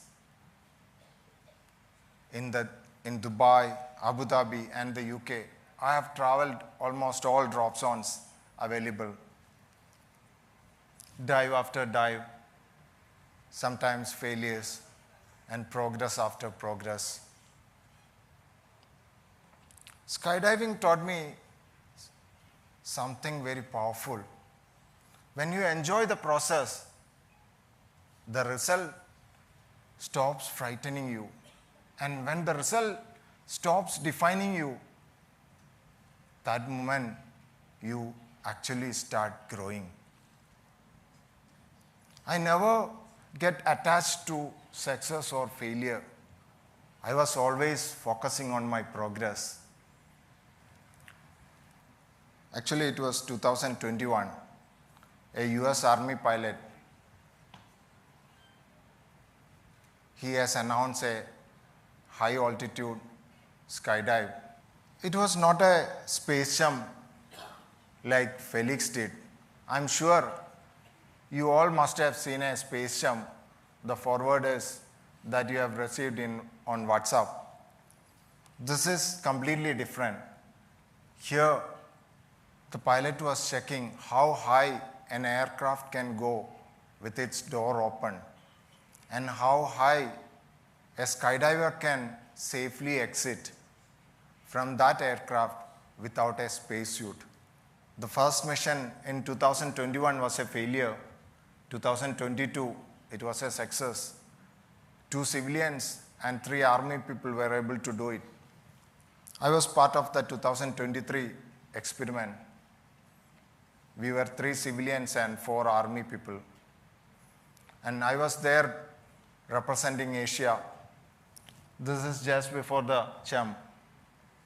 As we climbed, the temperature dropped.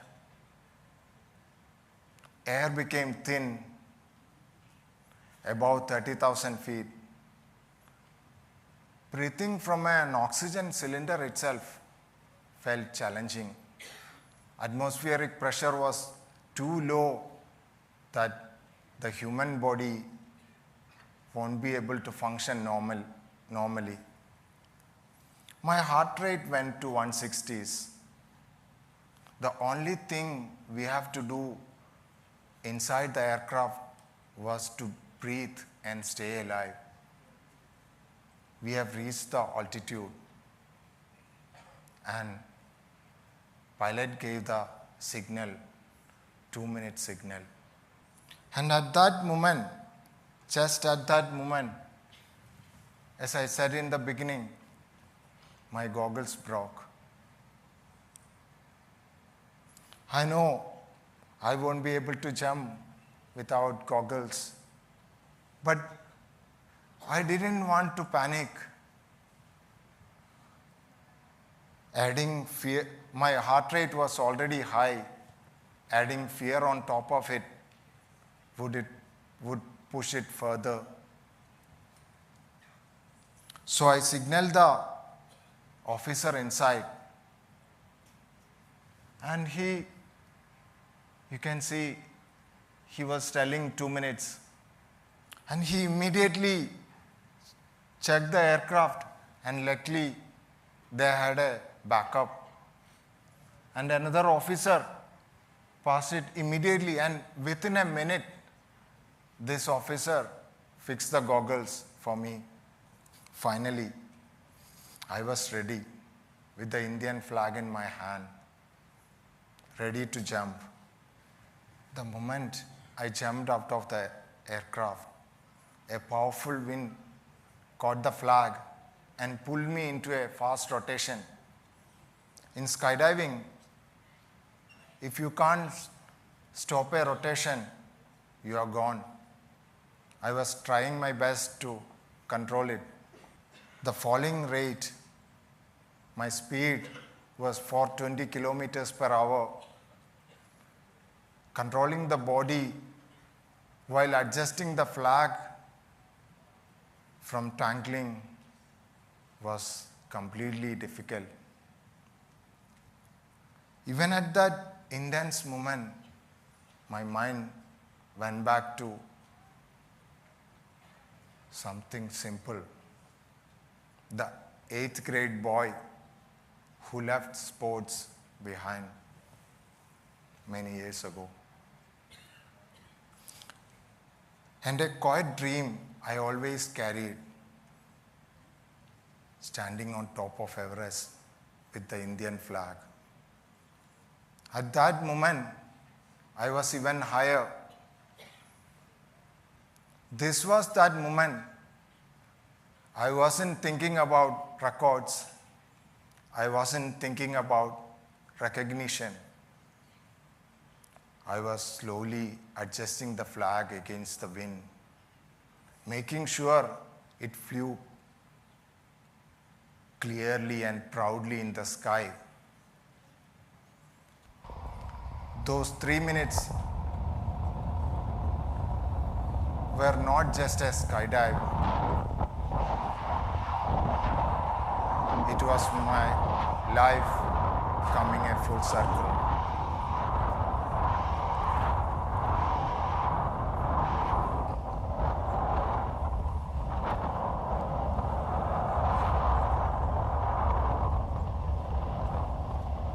Later, this jump resulted multiple world records. I became the first person to carry a national flag above the height of Everest.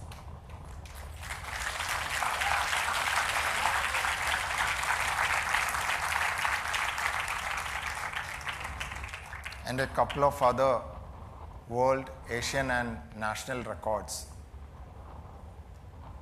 But the most beautiful part was not just the record itself, it was the experience and the reminder that some dreams stays us alive for many years, waiting for the right moment to take flight.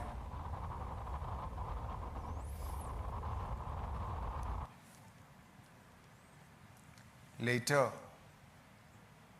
Government of India selected me for the Tenzing Norgay National Adventure Award.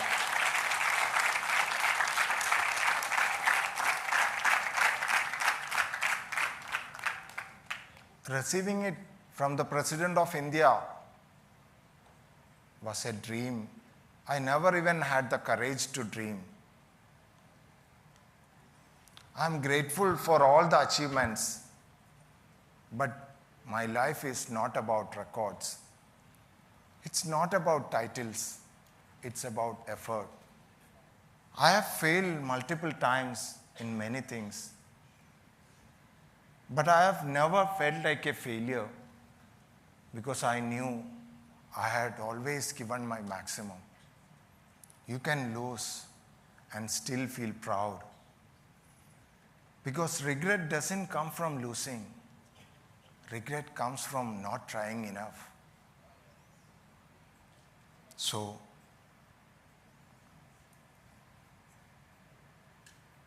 if you are starting something new, a job, a dream, or a sports, don't ask, will I succeed? Instead ask, can I give my maximum and my 100%? Going an extra mile doesn't always guarantee victory, but it always guarantees transformation. Sometimes when you go far enough, you find yourself standing in places where you once thought impossible.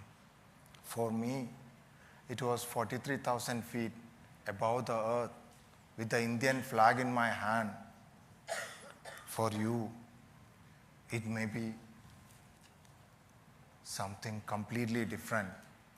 But the path is the same. Give your best, enjoy the process, and go the extra mile. Thank you.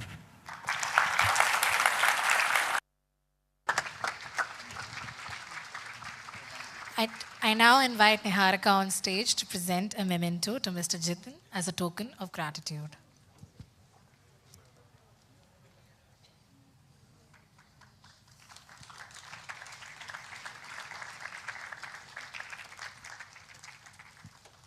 Thank you, Mr. Jitan. Your words reminded us that growth often begins where comfort ends. And Jetty sir, for taking care of my son for the last 13, 14 years. Sometimes the greatest view comes only after the scariest jump.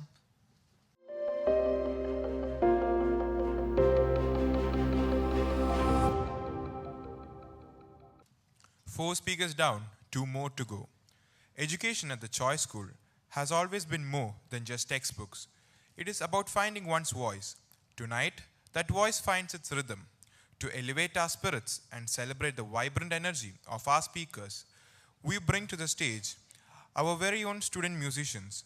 Get ready for a fusion of talent, passion, and soul. Please welcome the school band.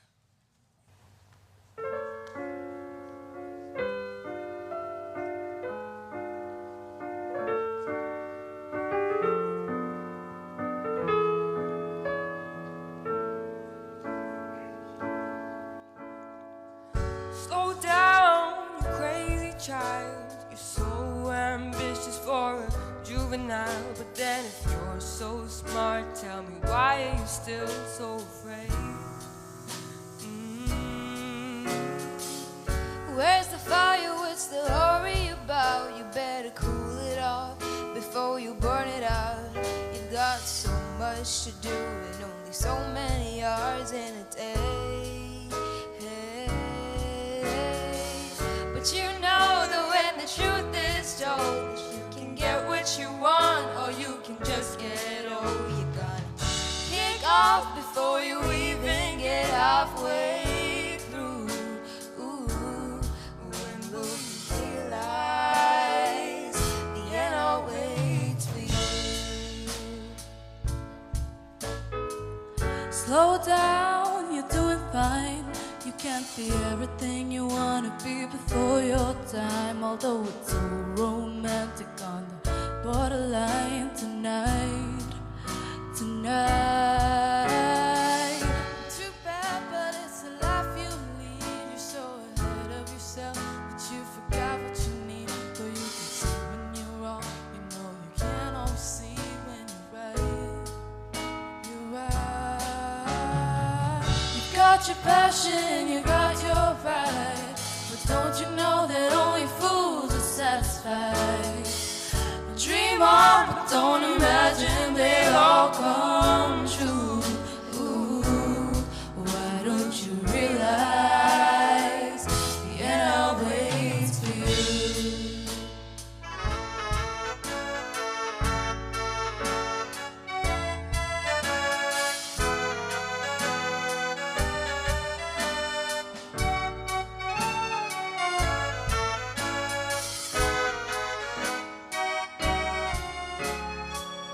Slow down, you crazy child, and take the phone off the hook and disappear for a while. It's alright, you can't afford to lose a day or two. Ooh, why wouldn't you realize the end awaits for you?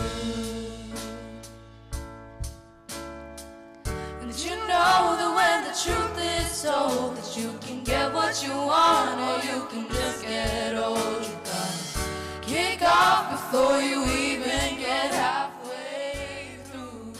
Ooh, why don't you realize the end awaits for you? When will you realize the end awaits for you?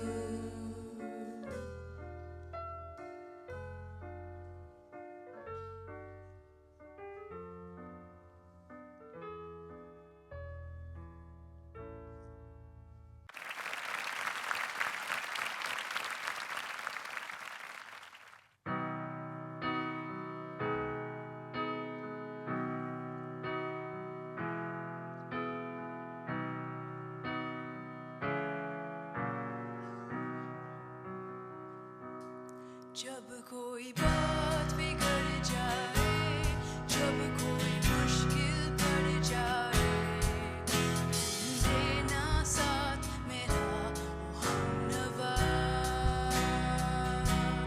जब कोई बात बिगड़ जाए, जब कोई मुश्किल पड़ जाए, देना साथ मेरा हमनवा।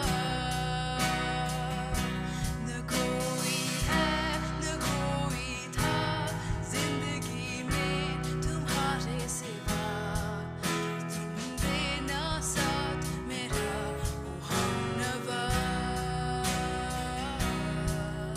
तुम देना साथ मेरा ओ हमनवा।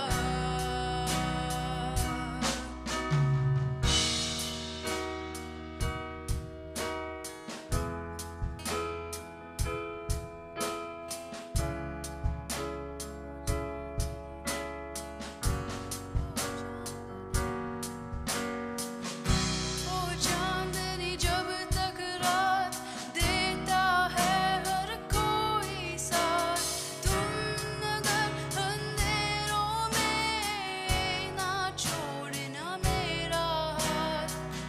ओ चांदनी जब तक रात देता है हर कोई साथ, तुम अगर अंधेरों में ना छोड़ना मेरा हाथ। जब कोई बात बिगड़ जाए, जब कोई मुश्किल पड़ जाए, तुम देना साथ मेरा हमनवा। जब कोई बात बिगड़ जाए, जब कोई मुश्किल पड़ जाए, तुम देना साथ मेरा ओ हमनवा। न कोई है न कोई था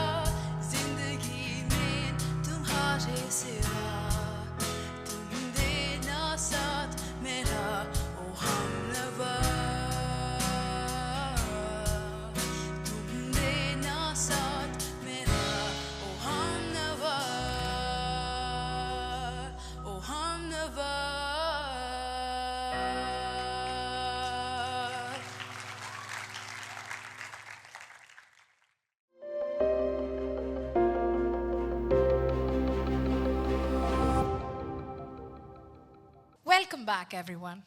As we move into the concluding segment of today's program, we continue with our next speaker. He is a visionary who has taken the ancient art of weaving and catapulted it onto the global stage. Today, we are incredibly proud to welcome him back to campus as one of our most distinguished alumnus. As the founder of Nether, he has proven that sustainability isn't just a trend, it's a masterpiece. From the floors of luxury homes to international design runways like the Met Gala, his work blends the soul of traditional Kerala craftsmanship with a modern, global aesthetic. He reminds us that to move forward, we must sometimes look back at the threads that bind us. Please join me in welcoming to the Red Circle the weaver of stories and innovation, Mr. Shivan Santos. Good evening, everyone. Standing on the stage today feels very different. This is not just any other TEDx stage for me. This is my school. Honestly, if somebody had told the student version of me sitting in this auditorium way back when I was in school that I would come back someday and give a TEDx talk, I would have laughed. Not because I lacked the ambition, but I definitely lacked the confidence and courage. Public speaking is one of my biggest fears, even today. So if you see me pause or take a breath, just know that I'm going completely out of my comfort zone. And that is where my story actually begins. Back in school,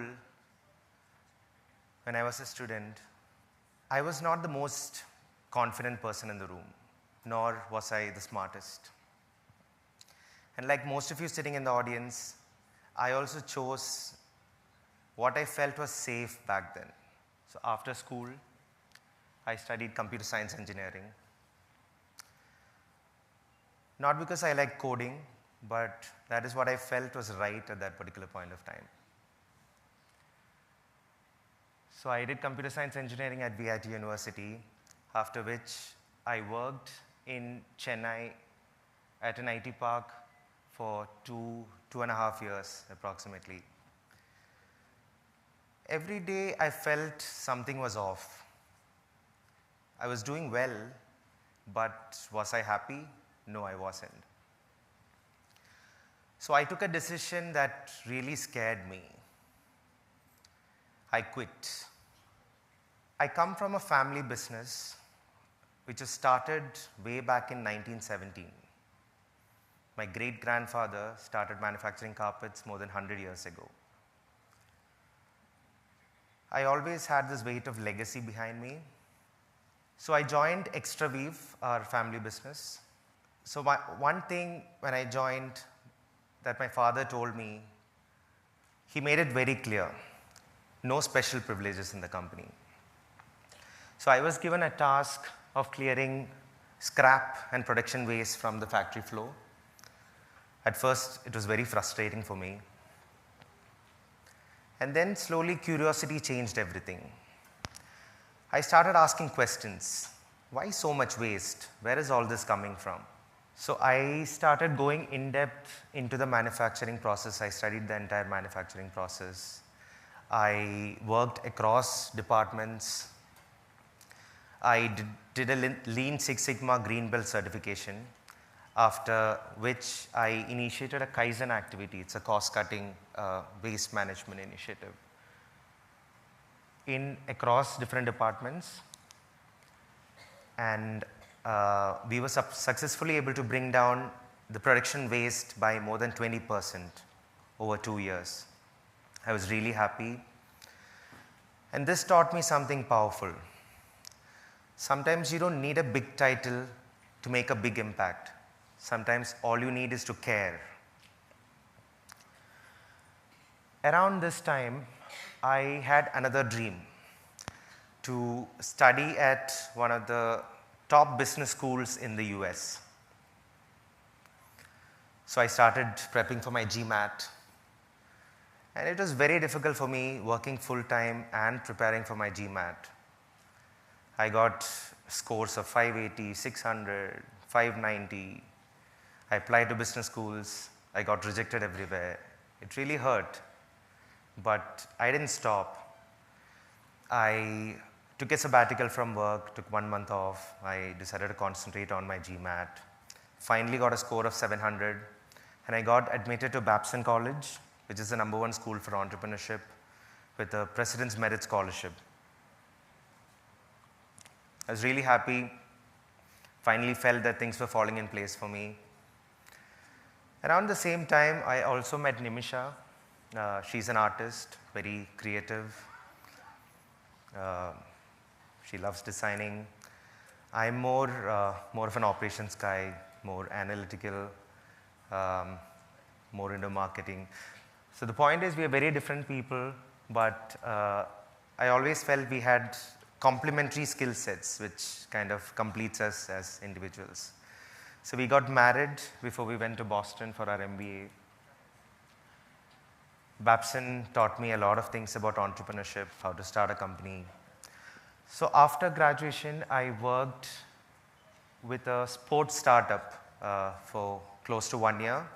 The plan was to work in the US for at least 2 years to get that hands-on experience before even thinking of coming back. But life had different plans for us. Thanks to Mr. Trump, who just came into power back then, our visas did not get approved, and we had to come back to India. No plans, just uncertainty. So me and Nimisha, I always had an idea to start something of my own, but something related to the family legacy. So me and Nimisha, we had this idea of seeing rugs as art. Can we get artists to come and paint on the rugs and sell rugs as art pieces? So we were really excited about the idea. So I pitched this idea to my dad, and he immediately rejected it. Of course, from a business point of view, it really didn't make no sense at that particular point of time. I mean, we were clearly disappointed, but it's okay. I mean, we didn't stop. We kept on researching about the Indian market, rugs, so we started designing for the Indian market. And we came up with 2 collections. One of the rugs we exhibited at one of the most premium design shows in Delhi. That is a rug. Thinking back, I can't even imagine how we got the courage to exhibit just one rug at such a big exhibition.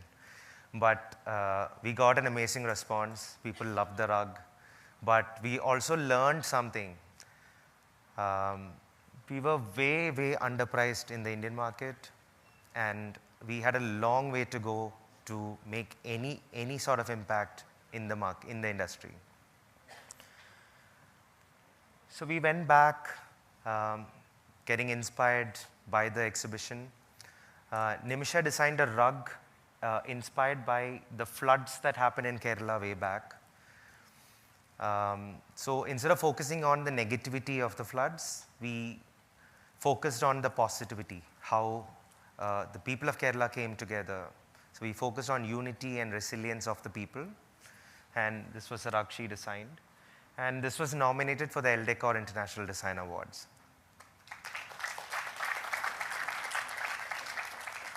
We were very happy. This was the validation we needed. And this gave us hope and confidence that we are moving in the right direction in terms of storytelling and design. And we started our brand, Nath. Nath means weave in Malayalam. And we had big plans for the brand, so many big plans. And then something else happened, the COVID-19 lockdown. So instead of slowing down, we kind of adapted. We thought this was the right time to actually reach out to a lot of designers. So we reached out to young designers and artists who are from different countries, different backgrounds, who can tell different stories through different perspectives of their lives. A lot of these ideas failed in terms of execution and everything, but some of them were quite brilliant. These were some of the collections we made. We also slowly started building a very design-led team. We hired talent from the top design schools in India. And slowly we started building more and more collections. We made a collection inspired by Vallamkali, the boat race in Kerala, and Aranmula Kannadi, showing the craft from South India. Slowly our work started noticing, people started noticing our work not only nationally but internationally. As we grew, we faced another challenge. Breaking into the inner barrier, the inner circle of the top architects and interior designers. So they are a very close group. They don't use a lot of new brands. I mean, these are the people who build celebrity houses, the big palaces like the Rambagh Palace in Jaipur, Suryagarh Palace in Jaisalmer. So to impress them, it was very difficult. We couldn't just be good, we had to be different. So we had to keep on innovating in terms of materials, new techniques, new stories. So we kept on innovating as a brand. And I also realized one more thing. As much as a brand matters, people value people.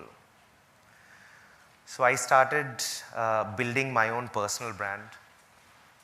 I thought it's very different, very important for me to stand out also. So I started dressing differently, started accessorizing myself differently. I wanted to be different from other people in the industry. Not to stand out for attention, but to express an identity of my own.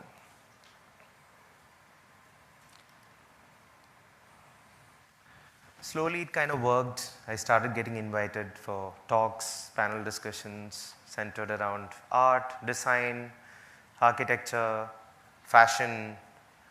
And I think some of these conversations really opened doors for us. I learned a powerful lesson. Sometimes talent alone is not enough. You have to be visible.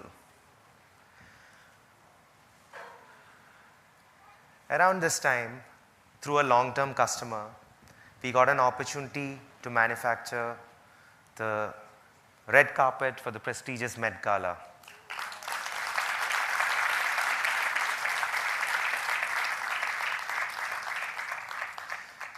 So the idea was to use our carpet as a canvas and have artists from New York hand paint on the carpet. The same idea which I had pitched to my dad when we started off. That gave me a lot of pleasure.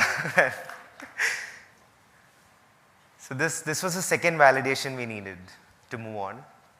We were very happy. And when we told everyone that the Met Gala red carpet was manufactured in a small town in Kerala, the news went viral. I learned something important. Your roots don't limit you, it can take you global.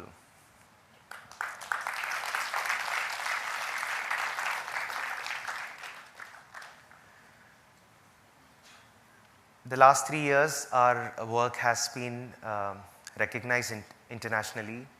We won the European Product Design Award two times, one for the Bidri collection we did, and one for a very innovative Sisal tufted collection which we made. We won the DNA Paris Design Award for the collection we did on Vallamkali, which a lot of people loved. I think we won a lot of these awards not because whatever we do is right all the time, but as a brand, we keep on experimenting. Most of the things we do fail, but failure is okay. It's a part of the process, it's part of the learning. we took this idea to a different level. Last year, we opened our flagship store in Delhi. Again, we wanted the store to be very different from any other rug store, not even in the vicinity, but also in the country. The store is designed like an art gallery. It was designed by Rahul and Priya, workers of art, who are also alumnus of choice. Designed like an art gallery, all the rugs have stories, where it comes from, what it signifies, what material is used. There are sections within the rug that educates the customer on what rug making is all about, the different techniques used, the different materials.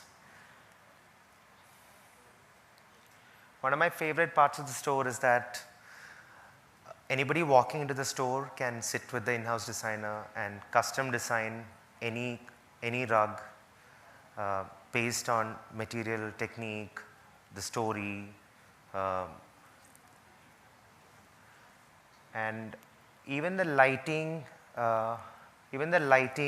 the music, food, everything served in the store is truly unique, truly curated for the entire experience. The store is truly one of a kind, and it actually culminates all our values of design, craft, innovation, and storytelling all in one. And this year we're doing something very iconic. We have a very cool collaboration in the works, which I cannot reveal much till we actually sign the contract.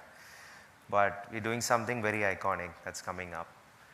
So what does all this mean for you sitting in the audience? You don't need to have your future figured out today. Tomorrow doesn't begin when everything in front of you is sorted out. Tomorrow begins when you take the next honest step forward. Be open to failure. Be open to changing paths. Be open to standing out. Because that is when real growth happens. If somebody like me who fears public speaking, who has failed several times, who has taken several wrong turns in life, can stand and talk before you, imagine what you can all achieve in life. Tomorrow just doesn't begin any day. Tomorrow begins now, and tomorrow begins here. Thank you.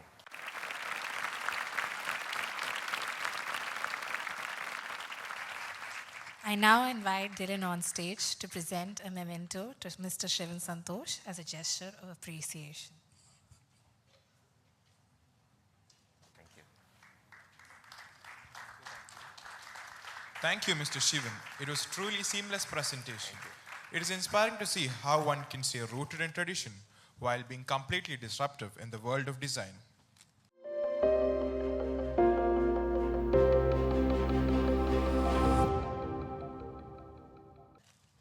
Throughout this evening, we've heard from voices shaped by experience and achievement.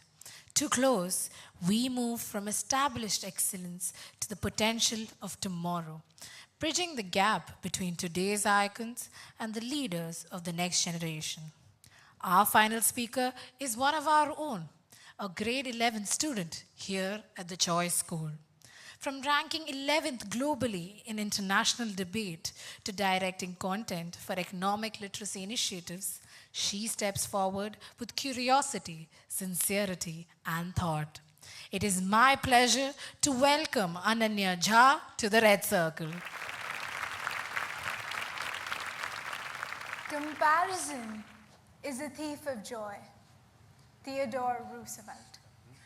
Ladies and gentlemen, we live in a world where comparison has quietly become the background music of our lives.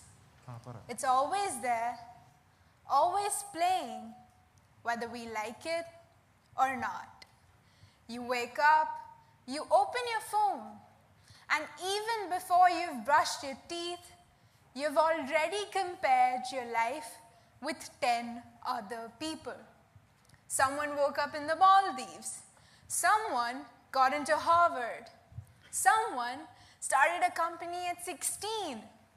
And you're staring at the ceiling, wondering whether to press snooze again.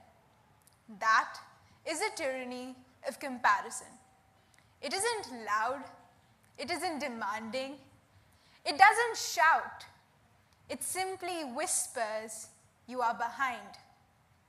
Comparison isn't new. Humans have always compared themselves. In evolutionary psychology, comparison was a survival mechanism. You needed to know where you stood in your tribe. Are you strong enough? Are you skilled enough? Are you respected enough to survive?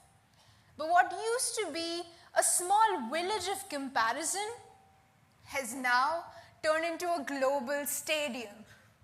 Earlier, you compared yourselves to 20 people in your community. Now, you compare yourselves to 8 billion curated highlight reels. And what's worse is that everyone is comparing themselves too, meaning no one is actually living, they're all just measuring. Think about it like game theory. In Prisoner's Dilemma, everyone acts out of the fear of losing. It is in this fear that everyone ends up worse off. That is exactly what comparison does to us. When life is turned into a competition, we all lose something real. We lose joy. We lose confidence. We lose that childlike sense of, "I did this because I love it," and replace it with, "I did this because someone else is doing better." And the worst part, comparison doesn't always come disguised as jealousy. It sometimes comes disguised as self-doubt. A friend of mine once told me something that stayed with me. She said, "Ananya, I didn't feel bad because other people were doing better. I felt bad because my life didn't feel like mine anymore." She's talented, smart, genuinely hardworking, doing well by every logical standard. But somewhere along the way, between scrolling through promotions, picture-perfect vacations, people announcing milestones every week, and motivational posts screaming, "Do more," she didn't start comparing achievements, she started comparing pace. "I feel like everyone is sprinting," she said, "and I'm jogging. And suddenly, jogging doesn't feel enough." Nothing was wrong with her life. Nothing was missing. But comparison didn't tell her she was failing. Comparison told her she was slow. And when you start believing you're slow, you start to panic. You say yes to things you don't want. You say no to things that matter. You stop asking, "Is this right for me?" and start asking, "Will this make me look like I'm catching up?" And slowly, something dangerous happens. We stop living our lives and start auditioning for them. We start ranking ourselves: marks, colleges, looks, followers, achievements, income, success, happiness. Everything becomes measurable. Everything becomes something to compare. We stop asking ourselves, "Is this meaningful for me?"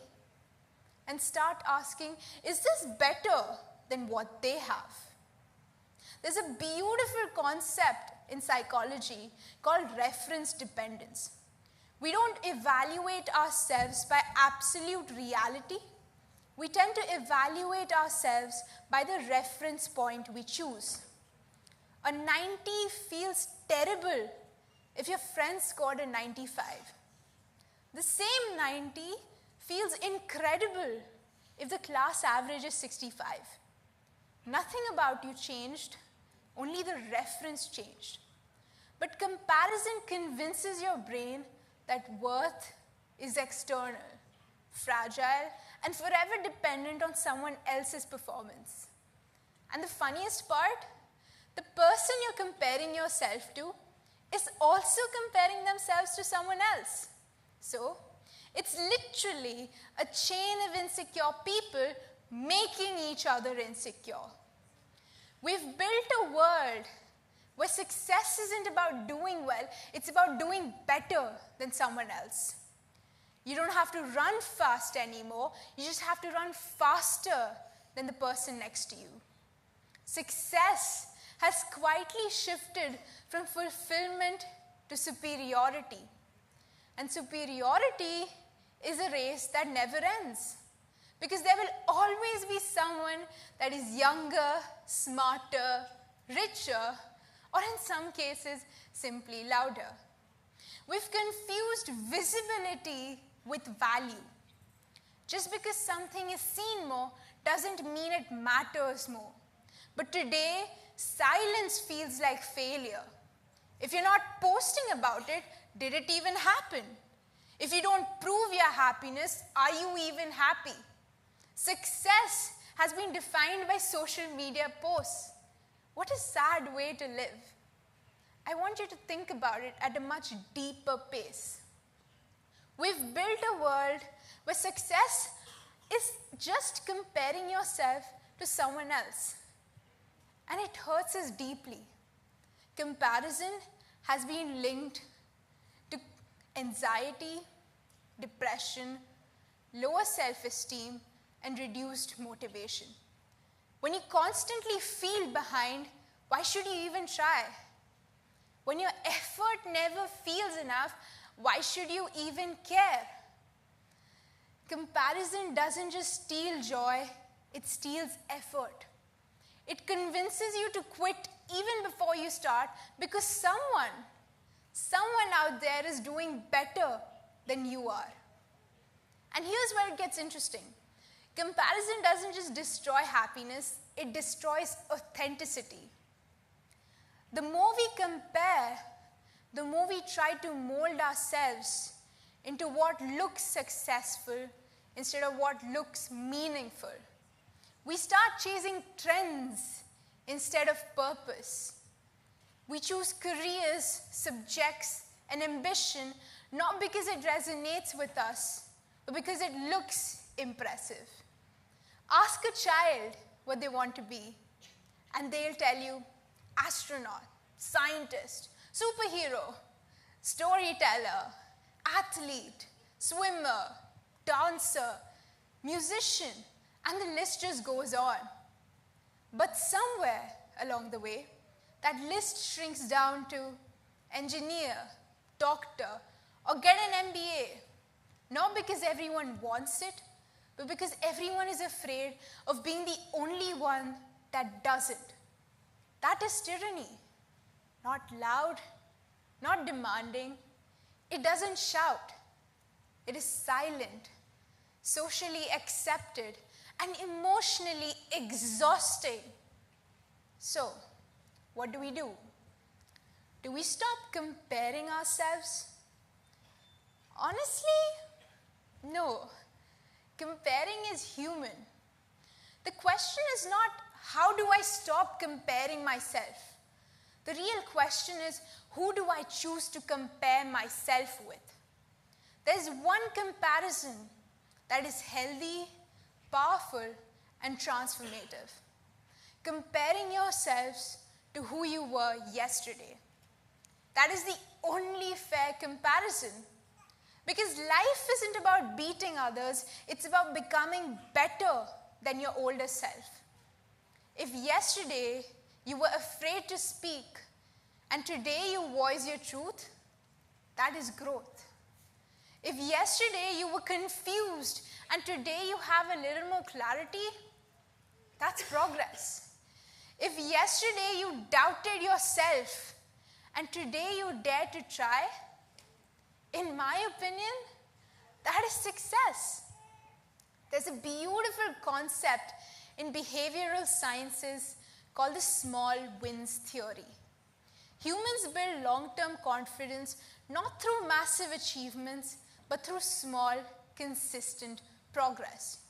You don't have to wake up and decide to change your entire life overnight. That is impossible. You just have to wake up slightly less afraid, slightly more focused, and slightly kinder to yourself than you were yesterday. Because at the end of the day, life is a journey. It is meant to be experienced, not ranked. One day, years from now, you won't remember who scored more marks, who went to the better college, or who seemed more perfect online. However, you will remember the person you became, the clarity you found, and the courage you built. And that person deserves a life free from the suffocating weight of comparison. We don't escape comparison by waiting for life to get easier. We escape it when we stop living by someone else's scoreboard and choose what is right for us. The person you want to become isn't somewhere far ahead.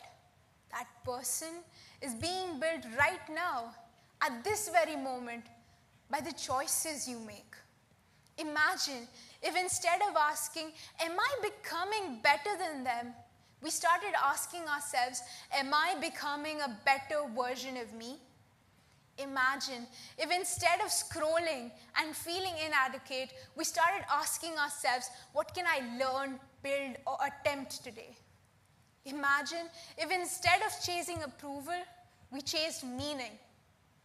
That is when comparison stops being a tyrant and becomes a mirror, something that reflects, not something that controls. Here's the truth we often forget. Nobody is ahead of you. Nobody is behind you. Everyone is on a different path, at a different pace, with different struggles, different goals, and different timelines.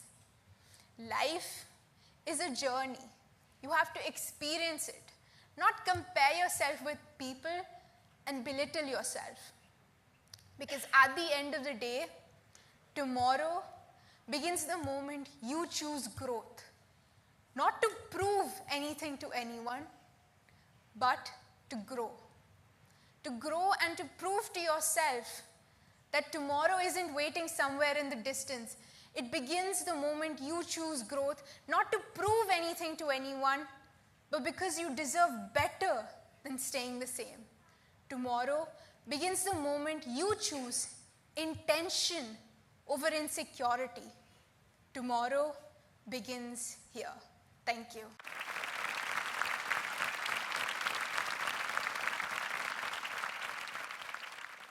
I now invite Niharika on stage to present a memento to Ananya Ja as a token of gratitude.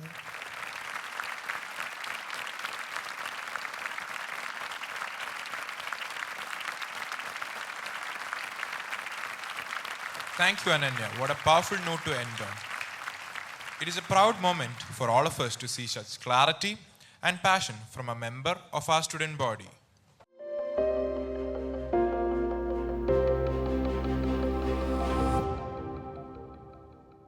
Our 6 talks may have come to a close, but the energy is just beginning. To end this unforgettable night on a high note, we transition from the power of words to the pure joy of celebration. Dance is the hidden language of the soul, and that's exactly what you're about to witness. Get ready to feel the vibe. Please welcome our dancers to the stage one last time.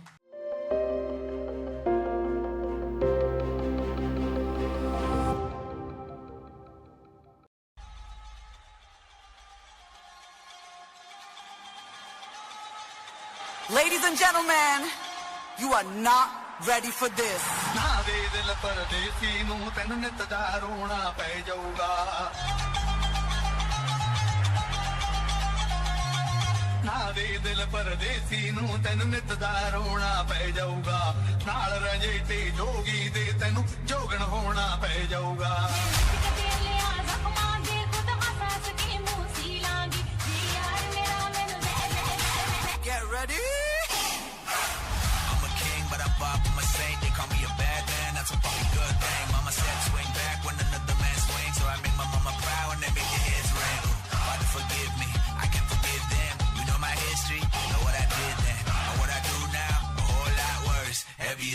it's a blessing and a curse.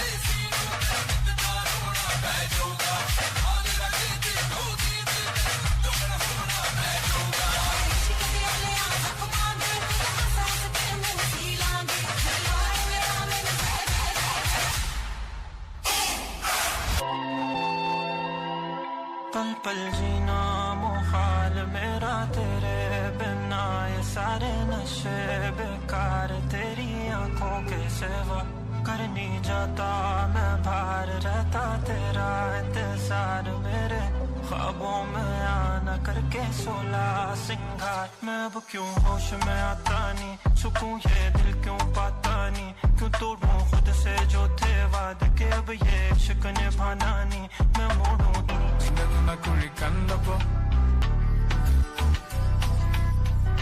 ചിരിയത് കണ്ടപ്പോ അയ്യോ നെഞ്ചിലൊരാടി കരിമിഴിയുള്ള കളവാണി കൂന്തല് കണ്ടപ്പോ കണ്ണന്ന് ഉടക്കി ചിരിക്കല പെണ്ണെ കല്യാണി നിന്റെ കണ്ണിലെ നിറം കണ്ട് കയ്യിലെ വള കണ്ട് കാലിലെ കൊലുസിട്ട് എന്നെ നീ കുടുക്കി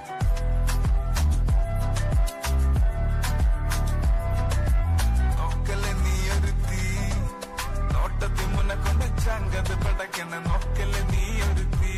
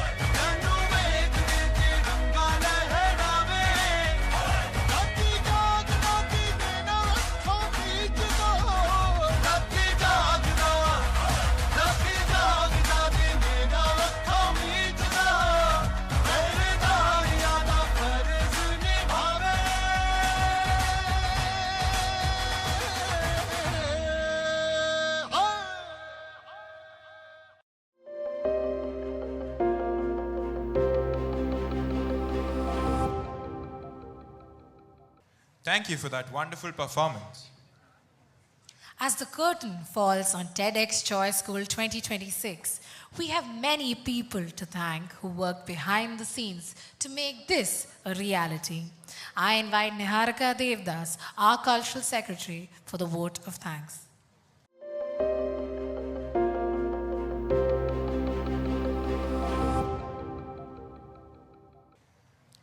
Good evening, everyone. As this beautiful day comes to an end, I don't think any of us are leaving the same way we came in. Today was full of ideas, emotions, stories, and moments that will stay with us long after this stage goes quiet. I'm Niharika Devdas, Cultural Secretary and Production Lead, and it has been an honor to be part of TEDx Choice School. First, I would like to sincerely thank Mr. Jose Thomas, President of the Choice Foundation. Thank you, sir, for your constant encouragement and for believing in platforms like this that give young minds the confidence to dream, question, and speak up. It is with great respect that I acknowledge our guest of honor, Justice Devan Ramachandran. We are sincerely grateful for his association with TEDx Choice School and for the values and vision he represents, which continue to inspire meaningful conversations and thoughtful engagement among young minds. To our incredible TEDx speakers, thank you. Thank you for sharing not just ideas, but part of your lives with us. Your words inspired us, challenged us, and reminded us why ideas truly matter. We are so grateful for the impact you've had on everyone in this room. I am deeply grateful to our principal, Rachel ma'am, for trusting us with something as special as TEDx Choice School. Your support, faith in students, and belief in student-led initiatives are the reason we could even imagine of doing something like this. My heartfelt thanks also goes to our vice principals and the heads of various departments, always being supportive and understanding throughout the journey. A special thanks to Ms. Mangla Mohandas, head of the co-curriculum department, for standing by us at every step, and to Suma ma'am, our mentor, for guiding us with so much patience, calm, and care. Behind everything you saw on stage today were countless hours of effort from amazing teams. Thank you to our media team, admin team, GT Pack team, and the cafe team for handling everything so smoothly and for always being ready no matter what came up. I would also like to thank all our teachers for their constant encouragement, our dedicated student heads for their leadership, and every student of the Choice School who contributed in ways big and small to make this event a success. As the production lead, this journey has been intense, challenging, emotional, and incredibly rewarding. Seeing today unfold the way it did made every step of this journey feel meaningful. Thank you to everyone who believed in us, supported us, and stood by us. With that, I conclude the vote of thanks. Thank you, and thank you for being part of TEDx Choice School. Thank you.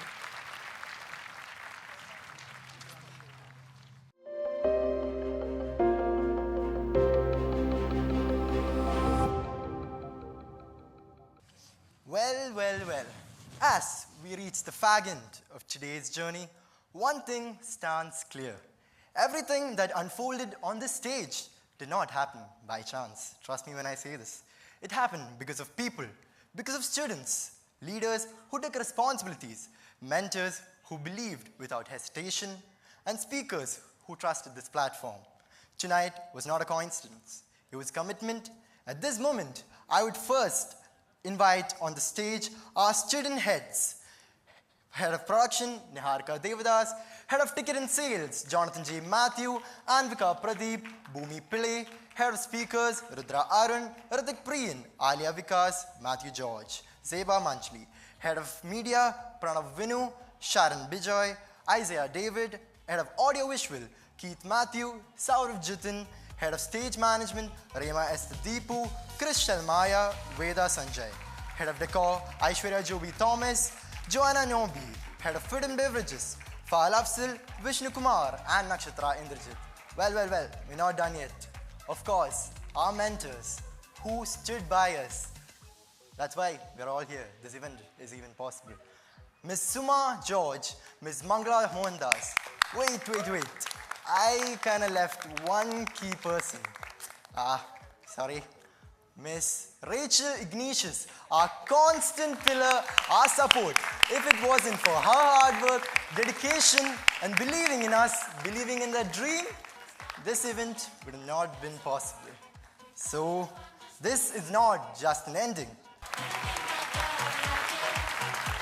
Well, this is the team that made TEDx 2026 possible.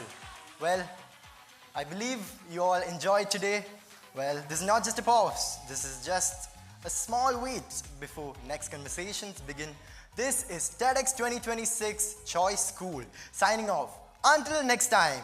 Until new ideas rise. Until new voices are heard. Until new words is imagined. Thank you and good evening.